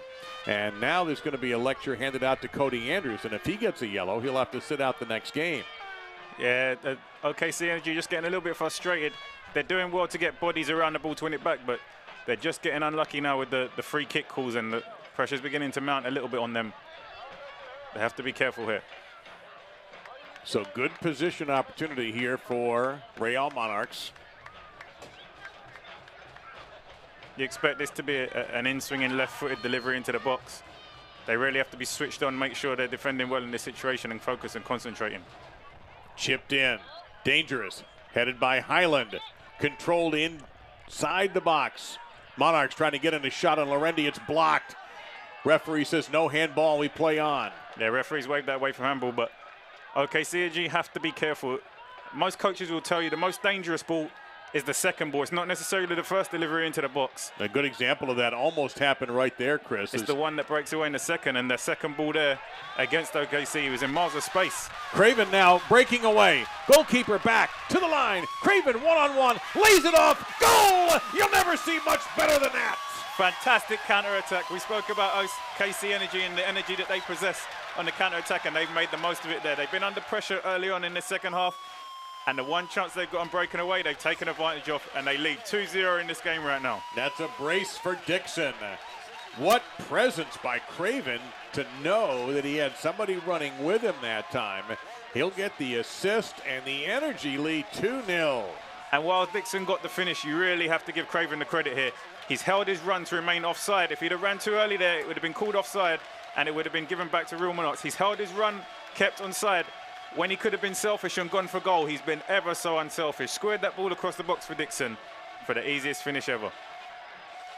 Gets the ball under control, sees the keeper, doesn't take the shot, squares it. Easy finish for Dixon. And the funny thing is, it looks like, Chris, that the keeper has the angle on Craven. If Craven had just fired that, he might not have been able to score. Yep. At the end of the day, he made the right decision, but most forwards don't really square the ball so easy in that situation. Forwards like to score goals for themselves, so you have to give Craven a lot of credit there for squaring that ball to Dixon. 2-0 OKC Energy, and I think Coach Jimmy Nielsen right now is ecstatic with this performance.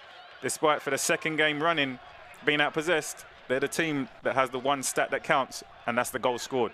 2-0 to OKC Energy right now. So Alex Dixon with the brace tonight now has 6 on the year. Craven, I'm going to give him an assist for that. He'll have 2 assists on the season. And now the Energy with a sparkling performance so far in the first 57 minutes against the top team in the Western Conference. Yeah, and from a performance standpoint, it's not been spectacular, but they've done exactly what's necessary to get points out of this game, and that's to be compact discipline and adhere to the game plan that's been set out for them. And they've done that excellent so far this evening. And we're going to get a yellow card against the Monarchs this time. I believe Velasquez is going to be hit there. We saw contact as the ball was sent down the pitch. So that's the first yellow against the Monarchs. And they, too, now have to be careful with their emotions and not run anybody into any kind of trouble and end up shorthanded. Yeah, and I think if OKC Energy, for these last 33 minutes, can keep a clean sheet, I think they've really started to make the rest of the league aware of what they're going to be up to for the rest of this season and can really make a run for the playoffs. This is the right end of the season now to be picking up momentum. Often now you also start to see teams who may have done better early on in the season may start to lose momentum, and going into the playoffs, of course, you want to be hitting form as you head towards the playoffs. In the East, isn't it Charleston who's now stumbling quite a bit? They got beat by the Young Reds today, Toronto. And I think that's one of the first games that Toronto's won. I think they're it's a shocking result anyway. It's not something you would have expected from Charleston, but teams who did well in the first half of the season, they want to maintain that going into the playoffs in the second half of the season. Well, the Energy up 2-0 now in the 59th minute, trying to make it 5 unbeaten streak and go to 7-2-1 at Taft. But this is a potent, high-scoring SLC side, and there's a beautiful through ball there, but the Energy back line equal to the task. More pressure coming up. Daly will get ahead on it. Yeah, Daly has been fantastic for this Energy defense. He really has commanded the line. He's a very good defender for them, and he's a good leader from the back. And they just need to calm down a little bit now, make sure they stay composed and compact, and they don't need to rush anything in this game now. They just manage the game and do what's necessary. He goes back to something else Jimmy Nielsen said to us on our conference call with him this week. The central defenders must have a good game if we're going to win. And Daly fits that tonight, partnered along with Sam Fink, and those two have been solid. Yeah, 100%. Good decision there from Wallace. As I said, sometimes good defending just means that you need to clear the ball, and you could see Real Monarchs are putting a lot of pressure on them in the defensive third there. Now that the pressure's been released and they're able to get higher up the field and organize once again. Well, also with Andrews and Wallace, you have guys who played on the back line for the Energy this year. They're comfortable dropping back. It's not as if they're out there needing the score to be effective. And so they allows Jimmy Nielsen in this situation to use a pretty deep defensive lineup. Meantime, Dixon just being pulled on, and he's going to get around one defender. Can he get around another to get maybe a hat trick? He'll fire off the post, I think, and it's going to come well out on a big break there for the Monarchs. That could have been a hat trick for Dixon. Yeah, Dixon's been a very big threat for them this evening. But real OKC Energy now just need to be careful. The game's turning into a little bit of end-to-end. They're starting to get dragged around formation a little bit. They're starting to create spaces for Real Monarchs. They just need to ensure that they get tight, get organized, and they're 2-0 in the lead right now. The last thing they need to be doing is becoming disorganized. They're not chasing the game. Hernandez here being marked by Andrews, and foul will be called against him. The Energy FC's next home match is Saturday the 19th of August. Kids 12 and under eat free, and the first 2,000 fans through the gates will get an Energy FC t-shirt. You can get your tickets by calling 235-KICK or just go to energyfc.com. Now Velasquez being double marked. Ball stripped. Good defending there from Wallace. OKC Energy have done such a good job of frustrating Real Monarchs when it was 0-0 and when it was 1-0. The last thing they need to do now is when they're 2-0 in the lead is to open up play and allow them to get back into this game. They're 2-0, continue to frustrate them and see this game out. Highland's got some room to work with down the left side. He'll center it. Just missed for Gonzalez. Good concept. We're seeing Real Monarchs now attack, and OKC Energy have 4 players out of the game. No, really, they need to get back and stay tight and stay organized. They're not chasing the game.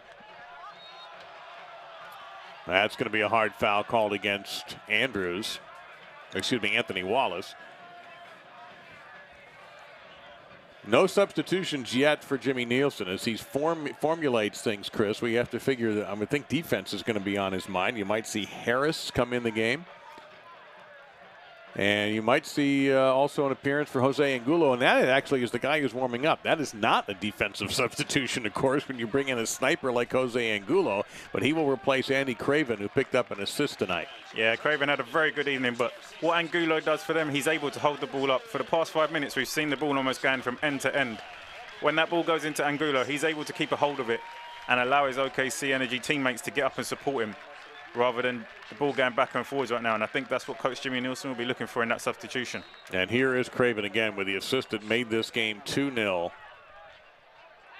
Yeah, that's a fantastic assist from Craven. He deserves a lot of the credit for that goal. Good performance from him again today, and I think Coach Jimmy Nielsen will be happy with that. You know, he dropped him for the last game in the win against Reno. He's brought him back into the side tonight, and that's exactly the kind of response he would have been asking for from his players when they're needed, and that's a team effort collectively. So Angulo is on. He was acquired in a deal with St. Louis, and things have gone very well for the Energy and Angulo since he came to Oklahoma City. Chipped in here. And that will belong to OKC. Yeah, OKC Energy just need to slow the game down a little bit. It's becoming a little bit erratic right now, end to end. Lots of space opening up, and at the end of the day, they're winning 2-0. They don't really need to be going forward and being extravagant right now. Just remain disciplined and composed and organized how they were in the first half, and they'll be able to see this game through. Fans, you can stay up to date on the latest USL news and information from around the league by tuning in to USL Coast to Coast with Mike Watts, Mondays at 6 Central on Sirius XM FC. That's Channel 85. It's also the home of the USL Game of the Week. Just check USLsoccer.com for dates and times. In fact, this Game of the Week last on Monday was that 0-0 draw with Tulsa and SLC. So far, for 65 minutes of this game, the OKC Energy centre-backs have been excellent. They've defended very well. They've not allowed very many scoring opportunities at their expense, and they've really been the two in the team that have allowed this attack to do what they do by defending well. They've allowed the attackers the freedom to go and express themselves. Goal kick coming up, and you saw a good example of that kind of steady defense that time from Sam Fink, who missed much of this season with injury. He has come on and played very well when healthy. Yeah, Fink and Daly have been very solid for OKC Energy in this game, and they've set the tone for the rest of the team.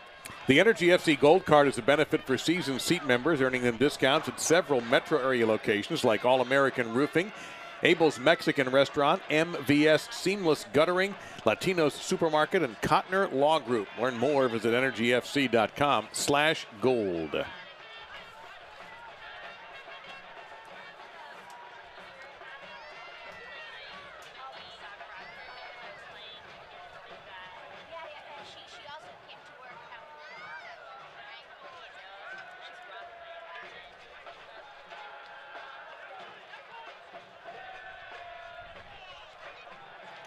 I think one of the main changing characteristics in this game has been the team's commitment to defend well from OKC Energy. We highlighted Gonzalez as one of the players to watch for OKC Energy earlier in this game, and we haven't had to call his name too many times in this game. However, he's done his defensive duties very well, and that's probably something that he doesn't get credit for a lot. He's more gets credit for his offensive duties, but he's done his defensive duties very well in this game. Despite us not having to call his name, he's had a very solid performance also. Pressure now coming here from Real Monarchs. Trying to work in, but you can see a little bit almost of hesitation as it's just very difficult to find blue with all that green. And it goes across the goal mouth. No threat for Lorendi, and a goal kick coming up. Yeah, you know, the tactics have been spot on so far in this game. It's frustrated Real Monarchs, and it's allowed OKC to take a 2-0 lead. And they don't need to detract from those tactics for these last 25 minutes. They need to stick to the game plan. We saw possibly in the last 10 minutes that they started to detract a little bit and get opened up, and space started to be created and started to turn into an end-to-end battle. You know, OKC Energy just need to stick to the game plan. Out of possession, drop back, get compact, make it very difficult for Real Monarchs, and in possession continue to counteract and be clinical in finishing like they have been.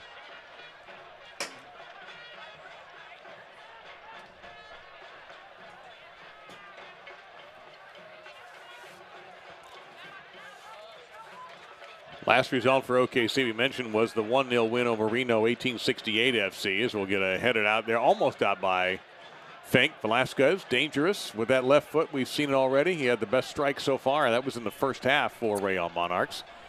But before that, you had the draw against Los Dos, then the dramatic victory against Colorado Springs, and a draw at San Antonio. That was a big point, a late goal by Miguel Gonzalez. And the Energy now... Oh, that call going against Angulo, and he's trying to keep his cool, realizing the moment where a snap here is not going to do anybody any good for the Greens. Yeah, big body Angulo up top. A big target for the rest of the players to hit. You know, he does very well at rolling defenders, holding up the ball. Unfortunate to get the call against him there. I thought he'd actually got the better of the defender, but the referee called it back for a Real Monarchs free kick. Well, my point I was going to make is that goal that allowed the Energy to get the point on the road at San Antonio, a fantastic defensive side. I wonder if that could be the goal we point at later with this group and go, you know, that goal changed the season. Yeah, I think that could have been the goal that kick-started this little run that they're going on. But I think if you look at this performance, no, it's not spectacular. It's a win and it's designed to get points, but it results from a team effort. You know, it's not just one individual who just pulled off something spectacular. You know, Dixon doesn't get the opportunity if Craven doesn't give that work effort that he's given on his own. Well, Wallace with some room, he'll try to fire, and I'm not sure, he might have been trying to get a pass to Gonzalez, who crashed late, but Sparrow was there to interrupt it and move the ball. Yeah, that was Wallace needed a little bit of composure there. He had a lot of time on his own. He could have took that forward and finished that nicely. He was in a lot of space there on his own. Look at Dixon just bursting through, and he'll just lay it off for Sparrow, who hustles and gets the pass off. But what I was trying to highlight is that this kind of performance is a team performance. You know, it takes all 11 players to buy into the performance and to do their jobs as a team, to do their individual jobs that they've been asked to, and that's what's bringing the team success right now. It's not relying on individuals to be spectacular. It's each one of the 11 individuals doing their individual tasks well. 69th minute of this match so far. It was 1-0 OKC at the half, and both goals from Alex Dixon. And Gonzalez almost broke through there. No call. He's a little bit shaken up. And this is where they might just want to give away a foul. And they do foul. That's a smart foul because they're a man down. The referee hadn't called it. Now it gives their player a chance to get back into the game. Well, now you've got another player down for the Monarchs, and that might have been all from that collision. Gonzalez shaken up. You know, and that's a smart foul from Angulo. They're recognizing the situation in the game. Their team's winning 2-0. However, one of their players is down. They're down to defending with 10 men. Rather than defend with 10 men, he made the smart decision to give away the foul, allow the referee to stop game, give his player a chance to get back into the game. The USL has become one of the most prominent second division professional leagues in the world, featuring some of the game's top talent and rising stars. Stay up to date with all the latest league news and information by visiting uslsoccer.com, and as always, on Twitter @USL. You can, by the way, vote for Goal of the Week. You can vote for Save of the Week. There's a lot of things you can do. Watch the games if you missed one or you want to watch one again with your favorite side. So we really recommend that website and the Twitter handle. Yeah, it's incredible now, all the stuff that you can do via a website. USL has a great website, very interactive, very fun. Lots of interviews with the players, lots of videos with the players. It's definitely something you should check out. Andrews there, slowing down the attack, and the Energy just sweeping it down the other end. 2 substitutions remaining for both the managers, Nielsen and Briggs. Now, I believe Jose Badil will be coming into the game for the Energy. Good control player, also good passer. Yep. And we'll see who Jimmy Nielsen's going to substitute out. Oof, look at the footwork that time by Alex Dixon. Now Wallace. Counterattacking was a key part of the OKC game plan, and they've done a magnificent job with it so far. Yeah, Dixon has to be a contender for man of the match this evening. He's been fantastic for his team. He's come up big at big moments. He's constantly been their attacking threat. It's been a very good night for Dixon tonight. And that includes a brace this evening.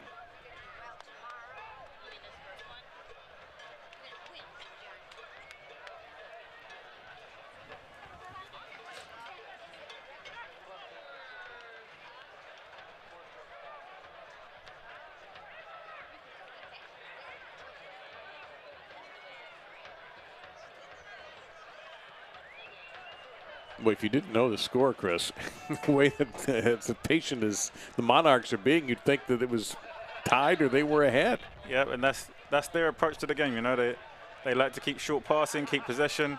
But we said possession isn't the main stat that counts in games. While it allows you to create scoring opportunities, OKC defended very well in this game. And when they've gone on the counter-attack, they've taken their chances. If they don't take their chances, it's a different game.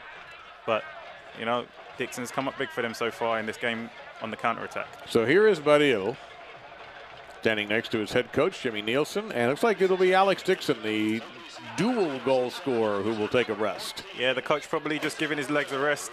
They have another home game coming up soon this week, and he's going to need him again in that game. So Coach Jimmy Nielsen just trying to do the best job that he can to manage his squad. Well, they've got a derby with Tulsa next week in Tulsa, and they lost to them 2-1 in OKC. So that's a critical match coming up. Dixon with a couple of goals tonight, getting a big high five and a hug from his head coach and from his teammates for a magnificent evening. And that Tulsa match, Roughnecks are playing very well right now. You can ask SLC that, because usually SLC at home, you cannot even get close to them, and they could not even score. So they're in a little bit of a slump at the moment offensively. And you can see Daly one more time there. Another solid play on the back line. Yeah, again, Daly, good, confident defendant at the back. Whilst the attackers have done a good job on the counter-attack, the defenders have been just as important, defending well when they've been required so in this game. And they've had a lot of defending to do with the Real Monarchs having a lot of possession, and they've come up to the task. Richard Dixon now chipping ahead, looking for the big goal scorer, Angulo, who had gotten loose. But Sparrow saw the play developing. There's a good run from Angulo, a good ball from Dixon. Unfortunate not to get the end of it, but again, we see OK Energy. They haven't given up on attacking yet, despite being 2-0 ahead. And set up for an interesting last 15 minutes. And Baril will get there with the fresh leg. So one more substitution left for the Greens. Still 2 for the Monarchs. That was close. Yeah, that was close. Just a little bit overhit.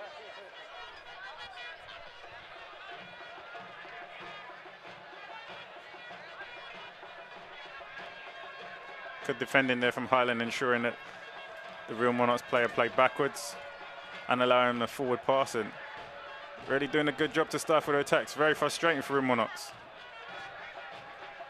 Unable to play forward with any real quality right now that's troubling OKC Energy. Well, they've taken Chandler Hoffman out of this game. I think that's the first time I've said his name in this half. Hoffman, 13 goals and 5 assists in the top 3 in the USL this season, but the Energy able to stifle Reno's great attack, and so far they're doing it against this Monarch side. Yeah, that's a big credit to Daly and Fink, the game that they've had this evening, that, you know, the coaches had to take Hoffman off and try to bring a different attacking option on.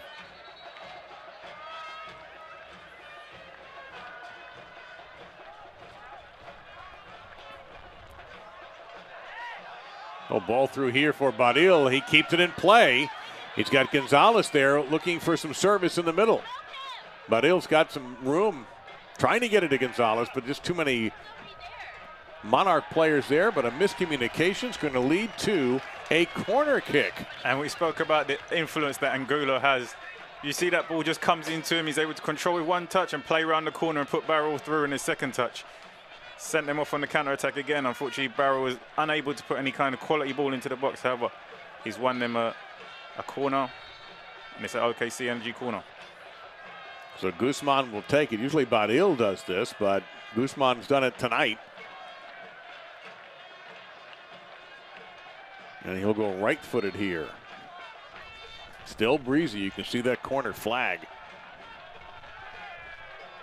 Daly tried to get ahead on it. Got a man down after a big collision in the box. Slow to get up, and holding a hand to his face is Moberg. Yeah, interesting that they opted for an out-swinging corner. In-swinging corner obviously gives you the advantage of the wind. You can whip it in a little bit harder, a little bit quicker. The out-swinger, obviously the wind catches it in the wrong direction and holds it up a little bit, but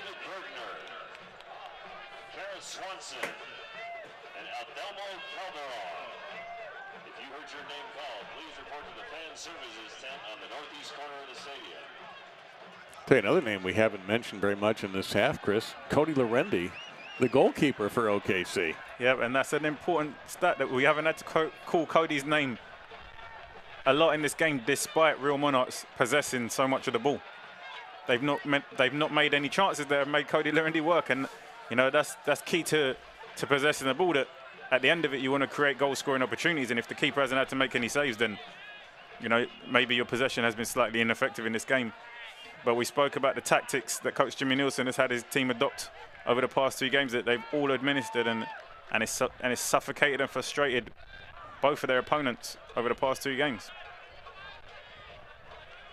Monarchs still pressing forward here in the 77th minute. Mentioned they still have 2 substitutions to make if they choose to use them. The give and go wasn't available, so they back pass to Velasquez. And you're seeing Daly come down there and close down and make sure that the attacker plays backwards. And that's key, because if he's allowed to get into those little pockets and turn, that's where it's dangerous, where they can either get shots off on goal or put through balls to create scoring opportunities. And by closing him down and ensuring he can't turn, it means the only option the team has is to play backwards. And obviously, if you know you score goals from playing backwards. Hernandez, but he is double marked. Baril running aside him. Very difficult for Hernandez to try to center that, and he ends up giving it up. And Baril will patiently work it up the pitch and then get rid of it. The Energy FC Gold Card is a benefit for season seat members, earning them discounts at several metro area locations like Whole Foods, Carl's Blacks, Anthem Brewing, and Buffalo Wild Wings on Northwest Expressway. To learn more, go to energyfc.com/gold. 2-0 Energy in the 79th minute.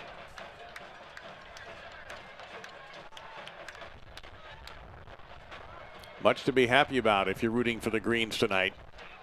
And a chance to gain 3 more points.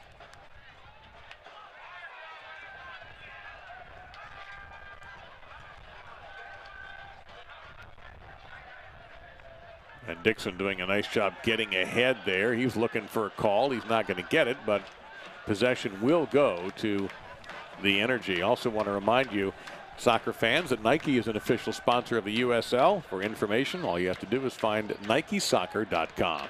Yeah, that's good defending from Dixon there. Just using his body to shield the ball out of play, allowing his goalkeeper to get the ball for a goal kick and stifling the attack of Real Monarchs.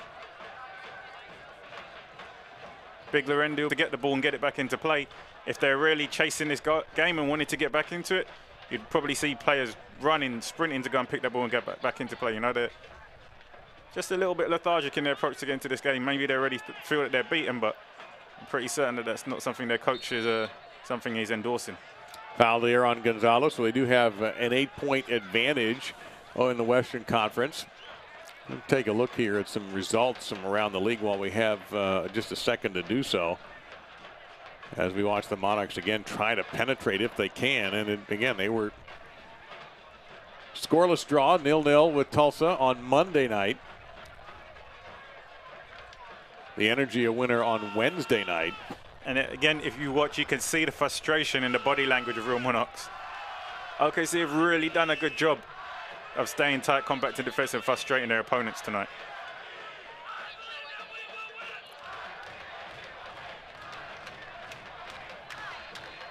We had Charlotte take down Louisville 3-1. Cincinnati and Orlando drew at 2. Pittsburgh and Richmond a 1-1 draw, and Bethlehem defeating Ottawa 2-1. Yeah, Cincinnati coming off that big midweek Open Cup win against Miami. Yeah, that was a significant victory, because just think of the impact it would have had on an NASL team hosting the New York Red Bulls in Miami. That would have been unbelievable. Yeah, but it's, you know, they're now carrying the flag for the whole of the USL League. Every team in USL will be supporting Cincinnati. Despite being their competitors, you want to see them representing the league in the US Open Cup semi-finals. Let me correct something here. I had a different scoreboard up for some reason, but the Rowdies beat the Islanders 3-0. Switchbacks 4-1 over T2. And we've had Tulsa 2-2 with Reno in the 82nd minute. San Antonio 1-0 over Orange County, 79th minute. That's important for the Energy, because Orange County is pursuing them. And St. Louis and Swope, nothing going in the 86th minute. Those are the active matches. A couple of those are finals.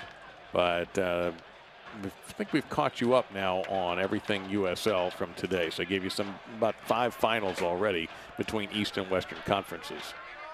Got to be careful there, though, as the ball left on the doorstep momentarily. Highland will break out with it, and he's got some room. That's good composure from Highland. He could have cleared the ball away and wasted it. He's done well to keep his team in possession. Fantastic play from Highland. And the Energy will spend a little time on the attacking side. Left off here for Angulo. He threatened a long strike with the left foot, but instead kept his poise. We see fantastic forward play from Angulo. Fantastic to watch.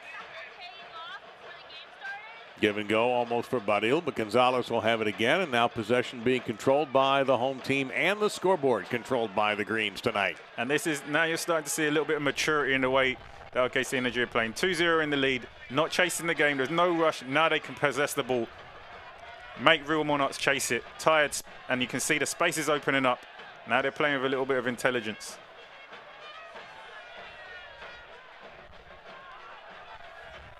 We do know there's a substitution standing by for when we can get a break here for the Monarchs. But a beautiful give and go here now. Badil on the attack. He's got some space.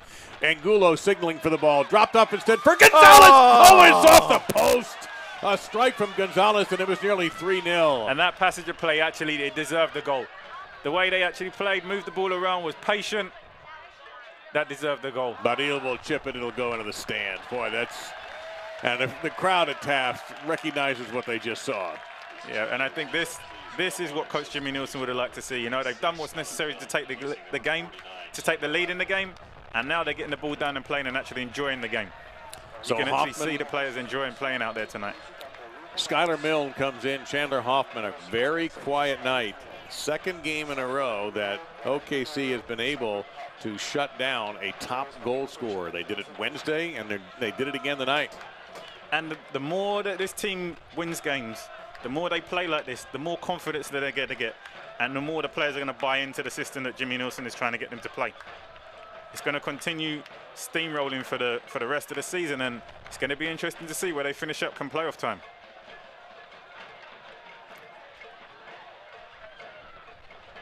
But that spell of play that they just had was something spectacular. Morelos is a proud partner of Energy FC. Get your grocery shopping done and buy your tickets to the next Energy FC home match at Supermercado Morelos stores on Southwest 59th and Santa Fe and Northwest 50th and Meridian. And the substitution now as Dunk will come in, replacing Hernandez. Hernandez, another fantastic attacking player who we've not actually mentioned too many times again tonight. Credit to the defense and the way that the OKC Energy team have defended collectively, that they've been able to stifle out some of the most attacking players in the league. But again, I continue to mention it's a team effort. It's not a case of individuals doing it alone. So Angulo loose. Oh, and Sparrow well off the line to save it. Angulo just could not get enough on that. Collective team effort in it. It's a fantastic through pass there.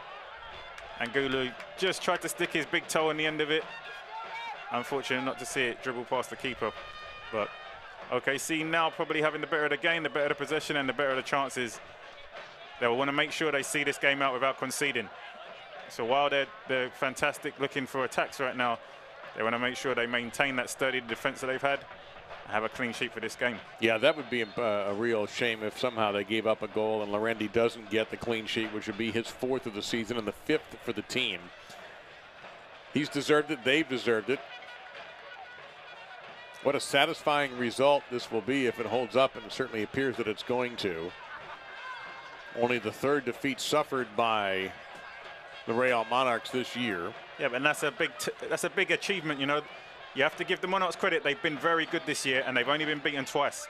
To be the 3rd team to take a win off them is a big achievement for Coach Jimmy Nielsen's team, and they'll take a lot of confidence from that going forward. Well, they've got a showdown in Tulsa on Saturday. And then back home on the 19th, as we've talked about, and that's against San Antonio. Yeah, so they get some brutal games on the schedule right here. Again, we spoke about the defense frustrating the Real Monarchs there. Final third, a wasteful pass. Cody Lorendi take his time again with this goal kick, in no rush or hurry whatsoever to get this ball back into play. He'll just be managing his troops, ensuring them to stay compact and tight and do what's necessary to see this game out without conceding a goal. What's good news for OKC is after tonight, they have 6 home games remaining, and the last 3 of the season, when we hit the month of October, are all at home. Yeah, you know, this is exactly what we're speaking at when it comes to the playoff form.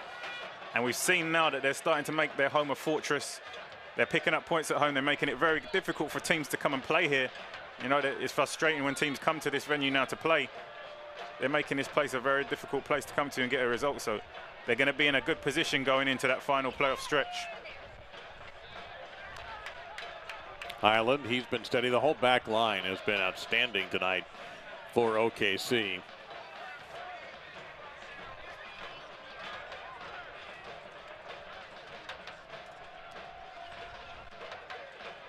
And there have been times where OKC has gotten sloppy late in games and given away points, but not seeing any evidence of that at the moment.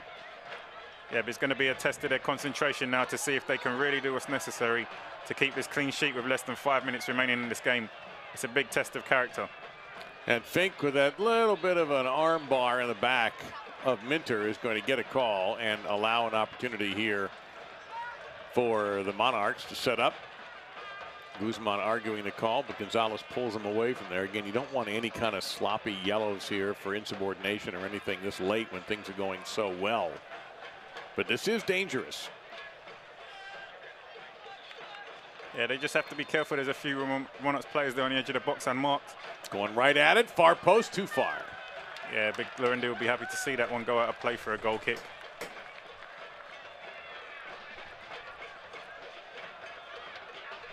Of course, just to remind our viewers something you said earlier, that you and Cody have crossed paths before in your careers.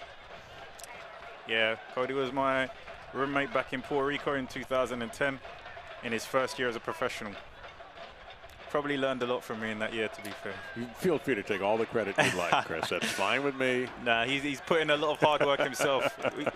He's putting a lot of hard work himself. He deserves all the credit for what he's achieved in his career. He's gone on from there to represent the Puerto Rican national team. You know, I think he started his own academy. He's a big positive figure in the community, and he's a role model to the local kids. You know, he's done fantastic for himself, and it's no surprise that he's the captain and leader of this team. And you don't often see the goalie as a captain. That is rare.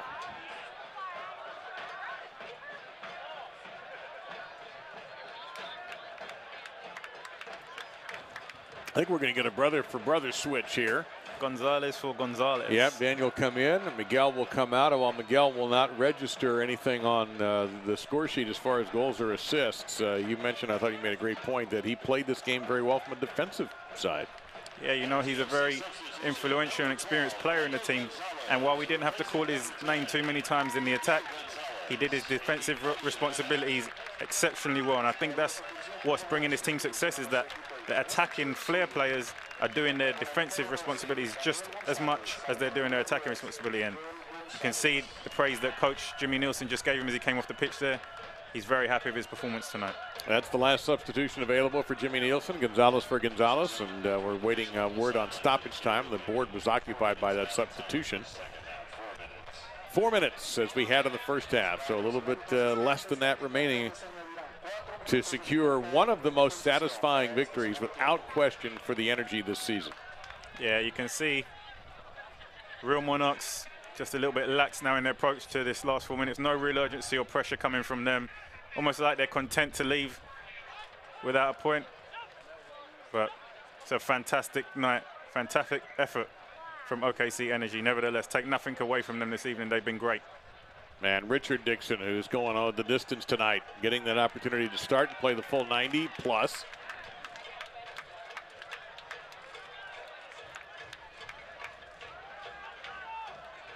Well, I tell you what, the build-up for that game with Tulsa is underway. Yep. A derby, a chance for revenge. It's big time. We're seeing OKC Energy really enjoying this game now. You see them possessing the ball, passing and moving. This is the confidence that being 2-0 up and the way they're playing right now is allowing them to bring. And you know, it's good to see as a result of sticking to their coach's game plan. You know, it's bringing the team a lot of success right now. You're seeing a lot of smiley faces. This is a win they really do deserve tonight.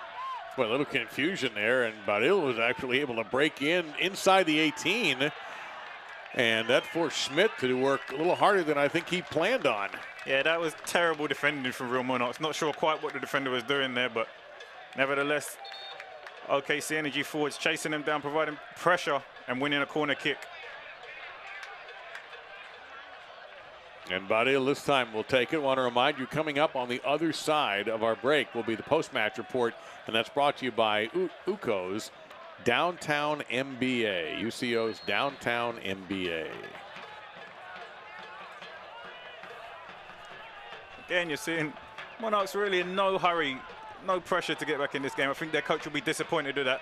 You know, if you're 2-0 down, you never give up until the game's over, and they probably shown a little bit in their attitudes that they're not quite giving the intensity and effort that's required to get them back into this game. So rightfully, they've lost.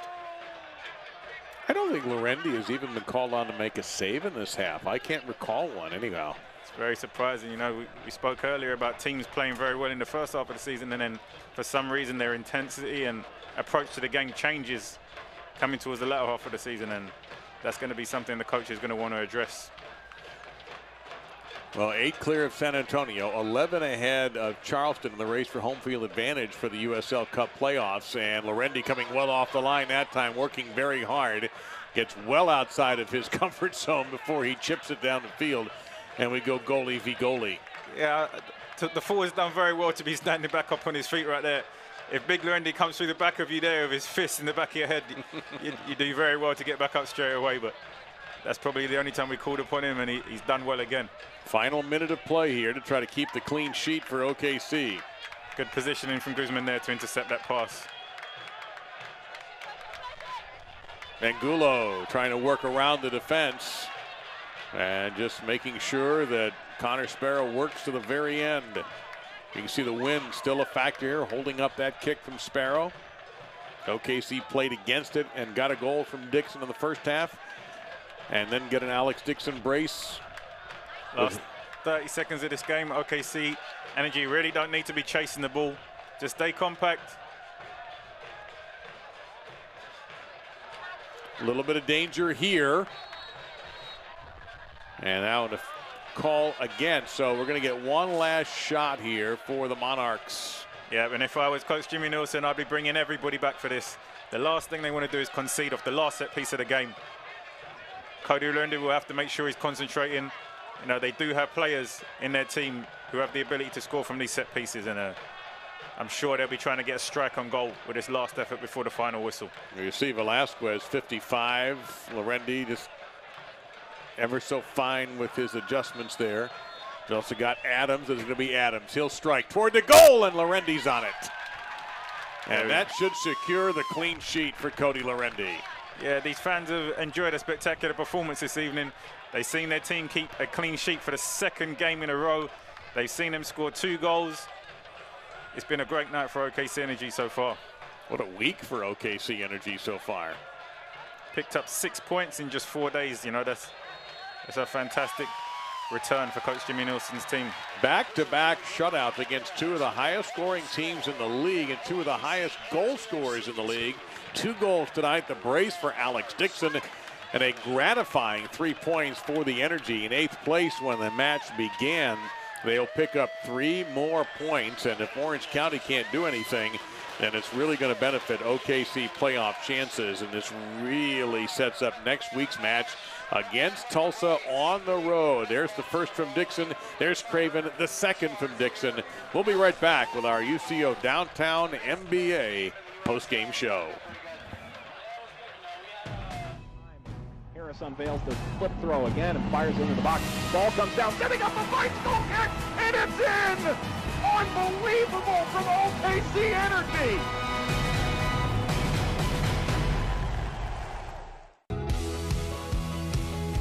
I don't think any city in America has come as far as fast as Oklahoma City. And the reason you see so many highly educated 20-somethings move into the city is that vibe, is that energy. And we want to be a part of that. We believe our MBA program is just as vital, it's just as interesting, it's just as engaging as other parts of people's lives. We can provide students with this incredible opportunity to learn in the places where they're living, working, and playing.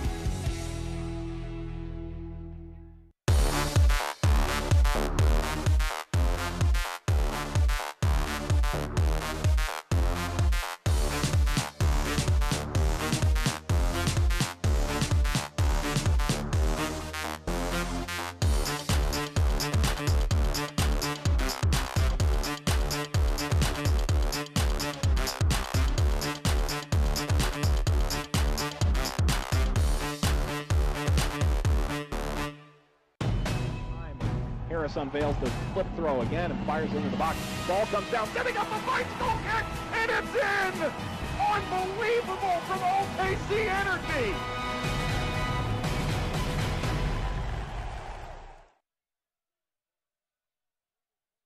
For OKC, and there is our UCO NBA man of the match for the brace tonight, Alex Dixon. Our Energy FC postgame show is brought to you by UCO's Downtown MBA program. Connect to the future of business. Finish your MBA from Central in just 16 months. Visit mba.uco.edu for more details. Here's goal number 1. Oh, that's a fantastic strike. You can't take anything away from that finish. On the half volley in the top corner, great finish, but that one was the easy one. Got to give Craven the credit for doing the work on that one. And the counterattacking working tonight, as Jimmy Nielsen hoped it would. He talked about how they must turn around very quickly in transition, and they did exactly that. It's what you describe as a selfless performance. You know, they played together, they worked as a team, and that's what gave them this result tonight. In the windy conditions, OKC played with the wind in their faces in the first half, and Cody Lurendi was equal to the task. He did face some difficult shots. This was the only really bad moment of the match for OKC. Yeah, and you know, Craven, despite that, still had a very strong performance tonight. Real Monarchs were really starved to very long distance efforts, and Cody was equal to all of them. That could be a save of the week candidate right there on the USL website from Lurendi on that absolute BB from Velasquez. And Velasquez got through again. He was very, very potent all night long as an attacker. Here we see our OKC Energy's goal. Composed himself just before he struck that ball. Fantastic half volley. And this on a counterattack. It began with a pass from Daly. Craven with a little header. Defender unable to clear, and then just watch this. Wham. No chance for the keeper there. No, you could do that 100 times, and I don't think any keeper is going to get a hand on this. This is just the definition of the perfect shot. It's a bullet. So we went into the halftime off of this shot from Dixon as we take one more look at a beautiful, beautiful goal that I'm sure Dixon will replay in his mind many times tonight. And the threats for Salt Lake, for Real, were not there, and then the counterattack. And that was a fantastic through ball there from Wallace. Craven did ever so well, keeping on side, making the run, getting the ball down under control, being aware that his teammate was making the run, providing the perfect pass for him to finish first time. Beautiful weighted ball for Dixon to just run onto and slide in the back of the net first time. And there you see Wallace getting it. You know what made Craven's play so nice too, Chris, is that he'd missed the goal earlier. Yeah.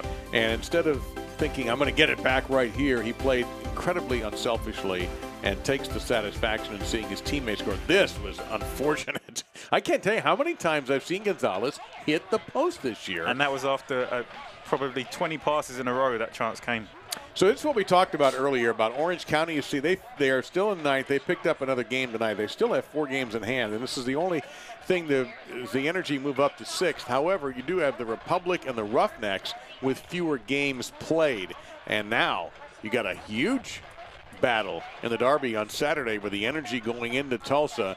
A little sour taste in their mouth because Tulsa did get them the last time they played. So this is a gigantic win. For the Monarchs, hey, we're still in first place. We're 7 points out of San Antonio. Our world is okay. OKC play like the team that needed to win this game, and in fact, they were rewarded. Yeah, it was a big team performance, and they're building confidence. You can see a little bit more improvement on this game than from the last game, and game by game, they're getting more confident. They get better as a team. They're doing better in what's being asked of them, and this was some goal from Dixon this evening. A big week for the Greens. They get 2 clean sheets for Cody Larendi and beat 2 of the highest scoring teams in the league without giving up a single marker.